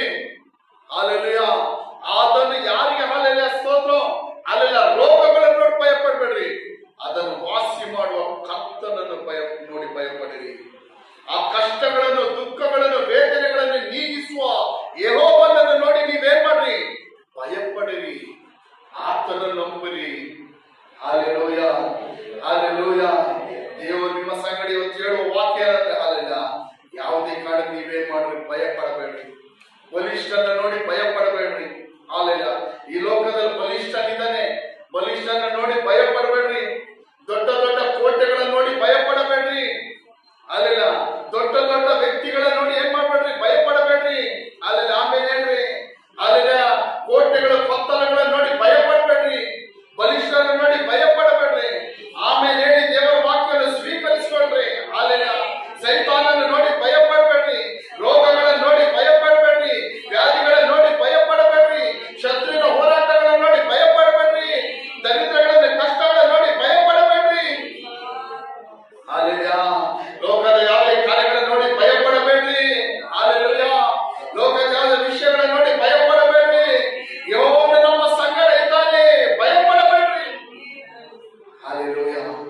ದೇವರ ವಾಕ್ಯ ನಮ್ಮೊಳಗಿದ್ದರೆ ಯಾವುದೇ ಕಾರಣಕ್ಕೆ ನಾವು ಏನ್ ಮಾಡೋದಿಲ್ಲ, ಭಯ ಪಡುವುದಿಲ್ಲ. ಹಲ್ಲೆಲೂಯಾ. ಭಯ ಇದೆಯಾ ನಿಮಗೆ? ಯಾವ್ದಾದ್ರು ವಿಷಯಗಳಲ್ಲಿ ಭಯ ಇದೆಯಾ? ಯಾವ್ದಾದ್ರು ವಿಷಯದಲ್ಲಿ ಭಯ ಇದೆ? ಆ ಭಯ ಇದ್ರೆ ಇವತ್ತೇನ್ ಮಾಡ್ಬಿಟ್ರಿ, ತೆಗ್ದಾಕ್ರಿ. ಹಲ್ಲೆಲೂಯಾ. ಭಯ ತೆಗೆದಾಕಿ, ಇಲ್ಲಿರುವಂತ ಭಯ ತೆಗೆದಾಕಿ, ಇಲ್ಲಿ ಯೇಸುವಿನ ವಾಕ್ಯ ನೀಡಿರಿ. ಇವತ್ತು ಕೇಳದಂತ ಯೇಸುವಿನ ವಾಕ್ಯ ನೀಡಿರಿ. ಕಾಲೇಬನ ಕಾಲೇಬನ ರೀತಿ, ಯೋಶುವನ ರೀತಿ ದೇವರ ವಾಕ್ಯವನ್ನು ಏನ್ ಮಾಡ್ರಿ, ನಂಬಿರಿ. ಆತನ ವಾಕ್ಯವನ್ನು ನಂಬಿರಿ. ಹಲ್ಲೆಲೂಯಾ. ಭಯಗಳಿದ್ರೆ ಎಲ್ಲ ತೆಗೆದಾಕ್ರಿ. ಹಲ್ಲೆಲೂಯಾ. ಎಲ್ಲ ಭಯಗಳನ್ನು ತೆಗೆದಾಕ್ರಿ. Hallelujah, hallelujah, hallelujah. ದೇವರು ಹೇಳ್ತಾರೆ, ಯೇಸು ಸ್ವಾಮಿ, ಲೋಕದಲ್ಲಿ ನಿಮಗೆ ಸಂಕಟ ಉಂಟು, ಅದನ್ನು ಧೈರ್ಯವಾಗಿರಿ, ನಾನು ಲೋಕವನ್ನೇ ಜಯಿಸಿದ್ದೇನೆ. ಹಲ್ಲೆಲೂಯಾ. ನಾವು ಆರಾಧಿಸುವ ದೇವರು ಒಂದು ಸೋತ ದೇವರಲ್ಲ, ಜಯಿಸಿದಂತ ದೇವರು. ಹಲ್ಲೆಲೂಯಾ. ಶತ್ರುವನ್ನು ಕಲ್ವಾರಿ ಶಿಲುಬೆ ಮರಣದ ಮೂಲಕವಾಗಿ ಜಯಿಸಿದಂತ ಯೇಸುವನ್ನು ನಾವು ಆರಾಧಿಸುವುದು. ಹಲ್ಲೆಲೂಯಾ. ಒಂದು ಸೋತು ಹೋದಂತವನಲ್ಲ. Hallelujah, hallelujah. ಕಲ್ವಾರಿ ಶಿಲುಬೆ ಮರಣದ ಮೂಲಕವಾಗಿ ಶತ್ರುವಿನ ತಲೆಯನ್ನು ಜಜ್ಜಿ ಅದರ ಮೂಲಕವಾಗಿ ಜಯಿಸಿದಂತ ದೇವರು, ಅದರ ಮೂಲಕವಾಗಿ ನಮಗೂ ಜಯ ಕೊಟ್ಟಂತ ದೇವರು ನಾವು ಆರಾಧಿಸುವುದು. ಹಲ್ಲೆಲೂಯಾ. ನಮ್ಮ ದೇವರು ಜಯಶಾಲಿ. ಹಲ್ಲೆಲೂಯಾ. ನಮ್ಮ ದೇವರು ಯಾರು? ಜಯಶಾಲಿ. ನಾವು ಆರಾಧಿಸುವಂತ ದೇವರಾದ ಯೇಸು ಕ್ರಿಸ್ತನ್ ಯಾರು? ಜಯ ಹೊಂದಿದವನು. ಆತನ ಜಯ ಹೊಂದಿದ ಮಾತ್ರವಲ್ಲದೆ ಆತನನ್ನು ನಂಬುವ, ಆತನ ಹೆಸರಿನ ಮೇಲೆ ವಿಶ್ವಾಸ ಇಡುವ ನಮಗೆ ಪ್ರತಿಯೊಬ್ಬರಿಗೂ ಜಯ ಕೊಡುವ ಶಕ್ತನು, ಜಯ ಕೊಡುವ ದೇವರು. ಹಲ್ಲೆಲೂಯಾ. ಎಲ್ಲರೂ ದೇವರ ಸನ್ನಿಧಿಯಲ್ಲಿ ಎದ್ದು ನಿಂತ್ಕೊಳ್ಳೋಣ. ಹಲ್ಲೆಲೂಯಾ. ಜಯ ಕೊಡುವ ದೇವರಿಗೆ ಕೋಟಿ ಕೋಟಿ ಸ್ತೋತ್ರ, ಜೀವ ನೀಡುವ ರಾಜನಿಗೆ ಜೀವಿತವೆಲ್ಲ ಸ್ತೋತ್ರ. ಜಯ ಕೊಡುವ ದೇವರಿಗೆ ಕೋಟಿ ಕೋಟಿ ಸ್ತೋತ್ರ. ಜೀವ ನೀಡಿದ ಎಲ್ಲರಿಗೆ, ಜೀವ ನೀಡಿದ ರಾಜನಿಗೆ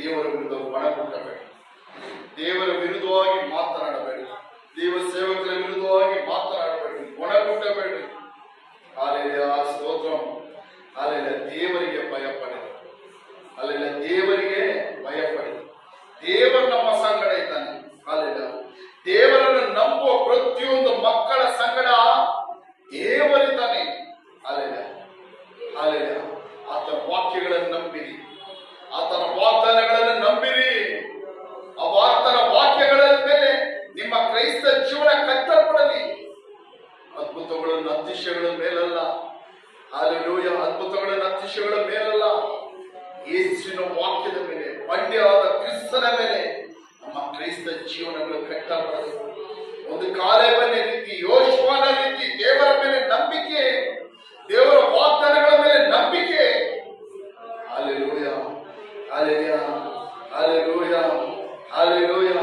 ದೇವರು ನಮ್ಮ ಸಂಗಡ ಇದ್ದರೆ, ದೇವರ ವಾಗ್ದಾನಗಳು ನಮ್ಮ ಸಂಗಡ ಇದ್ದರೆ, ನಮ್ಮ ಜೊತೆ ಇದ್ದರೆ, ಯಾವುದೇ ಬಲಿಷ್ಠನು ನಮ್ಮನ್ನು ಏನು ಮಾಡಕ್ಕಾಗುವುದಿಲ್ಲ. ಯಾವುದೇ ಕೋಟೆ ಕೊತ್ತಲಗಳು ನಮ್ಮನ್ನು ಏನು ಮಾಡುತ್ತಿಲ್ಲ. ಯಾವುದೇ ಶತ್ರುಗಳು ನಮ್ಮನ್ನು ಏನು ಮಾಡಕ್ಕಾಗುವುದಿಲ್ಲ.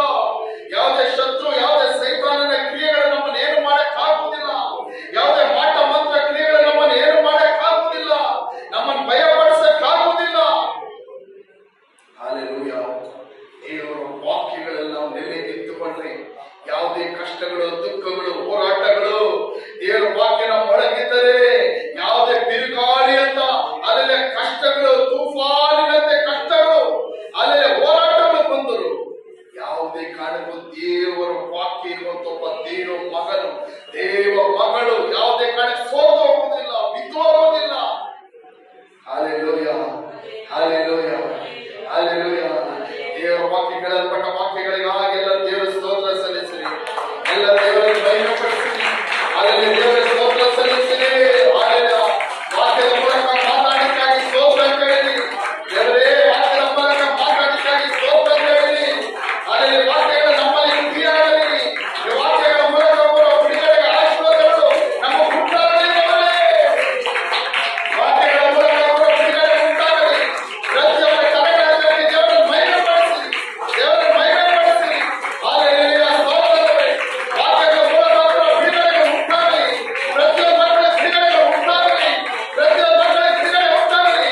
ಶಾರೀರಿಕ ಬಲಹೀನತೆಯ ಬಿಡುಗಡೆ ಉಂಟಾಗಲಿ. ಆತ್ಮಿಕ ಬಲಹೀನತೆಯ ಪ್ರತಿಯೊಬ್ಬ ಮಕ್ಕಳ ಬಿಡುಗಡೆಗಳು ಉಂಟಾಗಲಿ. ಹಲ್ಲೆಲೂಯ. ದೇವರೇ, ನಿನ್ನ ವಾಕ್ಯದ ಮೇಲೆ ನಂಬಿಕೆಯಿಂದ ದೃಢವಾಗಿ ಜೀವಿಸುವಂತ ಕೃಪೆಗಳನ್ನು ಈ ವಾಕ್ಯಗಳ ಕೇಳಿದ ಪ್ರತಿಯೊಬ್ಬ ಮಕ್ಕಳಿಗೆ ಕೊಡು. ಯಾವುದೇ ಲೋಕದ ಕಾರ್ಯಗಳಿಗೆ ಭಯಪಡೋದು ಅನುಮತಿಸಬೇಡ. ಯಾವುದೇ ಶತ್ರುವಿನ ಕಾರ್ಯಗಳಿಗೆ ಭಯಪಡೋದು ಅನುಮತಿಸಬೇಡ. ಯಾವುದೇ ಕಷ್ಟಗಳ, ದುಃಖಗಳ, ಹೋರಾಟಗಳಿಗೆ ಭಯಪಡೋದು ಅನುಮತಿಸಬೇಡ. ದೇವರ ವಾಕ್ಯಗಳಲ್ಲಿ ದೃಢವಾಗಿ ನಿಂತುಕೊಳ್ಳೋಕೆ ಸಹಾಯ ಮಾಡು. ದೇವರ ವಾಗ್ದಾನಗಳನ್ನು ನಂಬೋಕೆ ಸಹಾಯ ಮಾಡು. ದೇವರನ್ನು ನಂಬೋಕೆ ಸಹಾಯ ಮಾಡು. ಎಲ್ಲಕ್ಕಿಂತ ಹೆಚ್ಚಾಗಿ ಯೇಸುವ ನಂಬೋಕೆ ಸಹಾಯ ಮಾಡು. ಯೇಸುವಿನ ಮೇಲೆ ತಮ್ಮ ಪೂರ್ಣ ನಂಬಿಕೆ ಇಡೋಕೆ ಸಹಾಯ ಮಾಡಿದವರಿ. ಸಭಾ ವಾಕ್ಯಗಳ ಮೂಲಕ ಮಾತಾಡಲಿಕ್ಕಾಗಿ ಸ್ತೋತ್ರ ಮಾಡು. ಒಳ್ಳೆ ಭೂಮಿಯಲ್ಲಿ ಬಿತ್ತಲ್ಪಟ್ಟ ಬೀಜಗಳಾಗಿ ಮಾರ್ಪಡಲಿ. 30ರಷ್ಟು, 60ರಷ್ಟು, 100ರಷ್ಟು ಪ್ರತಿಫಲಗಳನ್ನು ಕೊಡಲಿ. ಈ ಸಭೆಯಲ್ಲಿ ಸ್ತೋತ್ರದಲ್ಲಿ ವಾಕ್ಯಗಳ ಮೂಲಕವಾಗಿ ಅನೇಕ ರಹಸ್ಯಗಳನ್ನು, ಗೂಢಾರ್ಥಗಳನ್ನು ದೇವರೇ ಸಫಲೆಲ್ಲ ನೀವು ತಿಳಿಸಿಕೊಟ್ಟು ಮಾತಾಡಲಿಕ್ಕಾಗಿ ಸ್ತೋತ್ರ ಮಾಡ್ತೀನಿ. ಪರಿಶುದ್ಧಾತ್ಮದವರೇ, ನಿಮಗೆ ಸ್ತೋತ್ರ, ಸ್ತೋತ್ರ ದೇವರೇ. ಹಲ್ಲೆಲೂಯ. ದೇವರೇ, ಒಳ್ಳೆ ಭೂಮಿಯಲ್ಲಿ ಬಿತ್ತಲ್ಪಡಲಿ. ಈ ವಾಕ್ಯಗಳ ಮೂಲಕ ಬರುವ ಬಿಡುಗಡೆಗಳನ್ನು, ಆಶೀರ್ವಾದಗಳನ್ನು, ಆರೋಗ್ಯವನ್ನು, ಬಲವನ್ನು, ಯೇಸುವಿನ ನಾಮದ ಜೀವವನ್ನು ಪ್ರತಿಯೊಂದು ಮಕ್ಕಳು ಹೊಂದಿಕೊಳ್ಳಲಿ. ಈ ವಾಕ್ಯದ ಮೂಲಕ ಬರುವ ಬಿಡುಗಡೆಗಳು ಪ್ರತಿಯೊಬ್ಬರು ಉಂಟಾಗಲಿ. ಜೀವ ಉಂಟಾಗಲಿ, ಬಲ ಉಂಟಾಗಲಿ, ಆರೋಗ್ಯ ಉಂಟಾಗಲಿ. ಹಲ್ಲೆಲೂಯ. ಸ್ತೋತ್ರ. ಯಾರಾದರೆ ಬಂದಿರೋ ಮಕ್ಕಳಿಗಾಗಿ ಸ್ತೋತ್ರ. ಯಾರಾದರೆ ಬಂದು ನಿನ್ನನ್ನು ಆರಾಧಿಸಿ ದೇವರ ವಾಕ್ಯಗಳನ್ನು ಕೇಳಿದು ಆ ಮಕ್ಕಳ ಜೀವನದ ದೊಡ್ಡ ಆಶೀರ್ವಾದ, ಅನುಗ್ರಹ, ಬಿಡುಗಡೆ ಉಂಟಾಗಲಿ. ಬಿಡುಗಡೆಗಳು ಉಂಟಾಗಲಿ. ಪ್ರತಿಯೊಂದು ಮಕ್ಕಳನ್ನು ಬಲಪಡಿಸಿ ಶಕ್ತಿ. ಅನೇಕ ಮಕ್ಕಳು ಆರಾಧನೆ ಬರದೆ ದೂರ ಇದ್ದಾರೆ. ಏನ್ ಕಾರಣಗಳು ಗೊತ್ತಿಲ್ಲ. ಇರುವ ಸ್ಥಳಗಳಲ್ಲಿ ನಿನ್ನ ಸಮ್ಮುಖ ಇರಲಿ. ಬರುವ ದಿನಗಳಲ್ಲಿ ಈ ರೀತಿ ಆರಾಧನೆಗಳಲ್ಲಿ ಯಾರನ್ನು ತಪ್ಪಿಸಿಕೊಳ್ಳೋದಕ್ಕೆ ಅನುಮತಿಸಬೇಡಪ್ಪ, ಅನುಮತಿಸಬೇಡಪ್ಪ. ಅಂತ ದುಷ್ಟ ಕಾರ್ಯಗಳಿಂದ ಪ್ರತಿಯೊಬ್ಬರನ್ನು ಬಿಡುಗಡೆ ಮಾಡಬೇಕೆಂಬುದಾಗಿ ದೇವರೇ ಬೇಡಿಕೊಳ್ಳುತ್ತದೆ. ಹಾಲೆಲೂಯ. ಸ್ತೋತ್ರ ದೇವರೇ. ಸಫಲ ನಿನ್ನ ಸಾರಿ ಕೂಡ ನಮ್ಮ ಮಧ್ಯದಲ್ಲಿರುವ ಸಹೋದರಿ ರೇಣುಕಮ್ಮ ನಿನ್ನ ಗೋಳಪಿಸ್ಕೊಳ್ತದೆ. ಅವರ ಮಗ ನಿನ್ನ ಗೋಳಪಿಸ್ಕೊಳ್ತದೆ. ಆ ಸಹೋದರಿಯನ್ನು ಬಲಪಡಿಸಿ ಕೇಳಲ್ಪಟ್ಟ ವಾಕ್ಯಗಳ ಸಹೋದರಿ ಕ್ರಿಯಾಗಲಿ.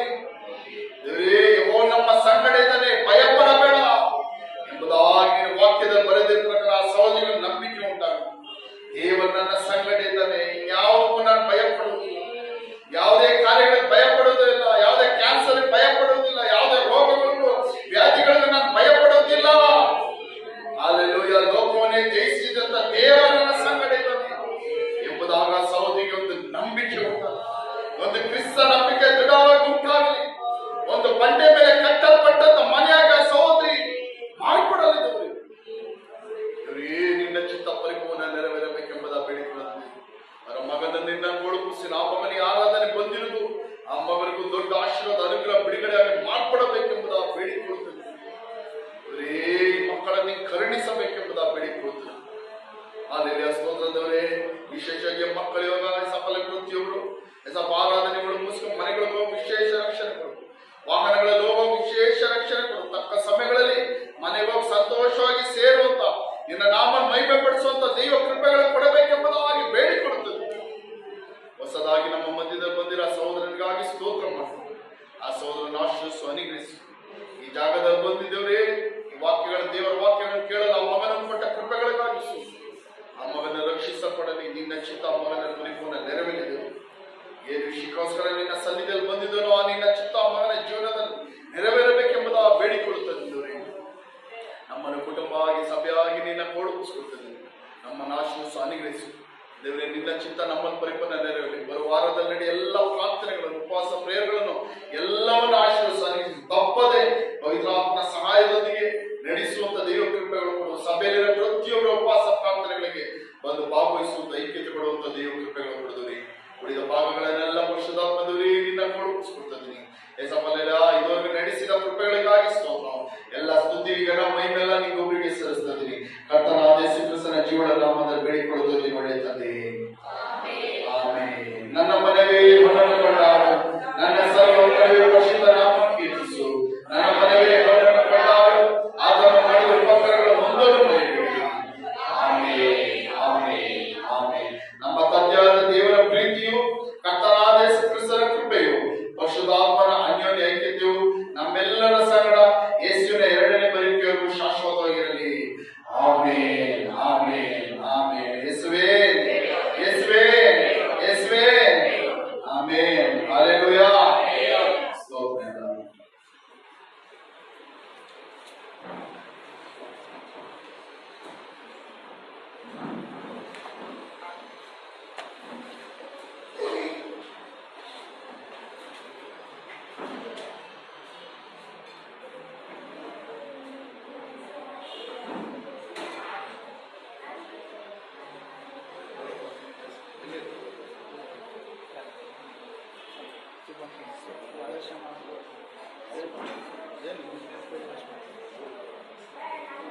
ಏನು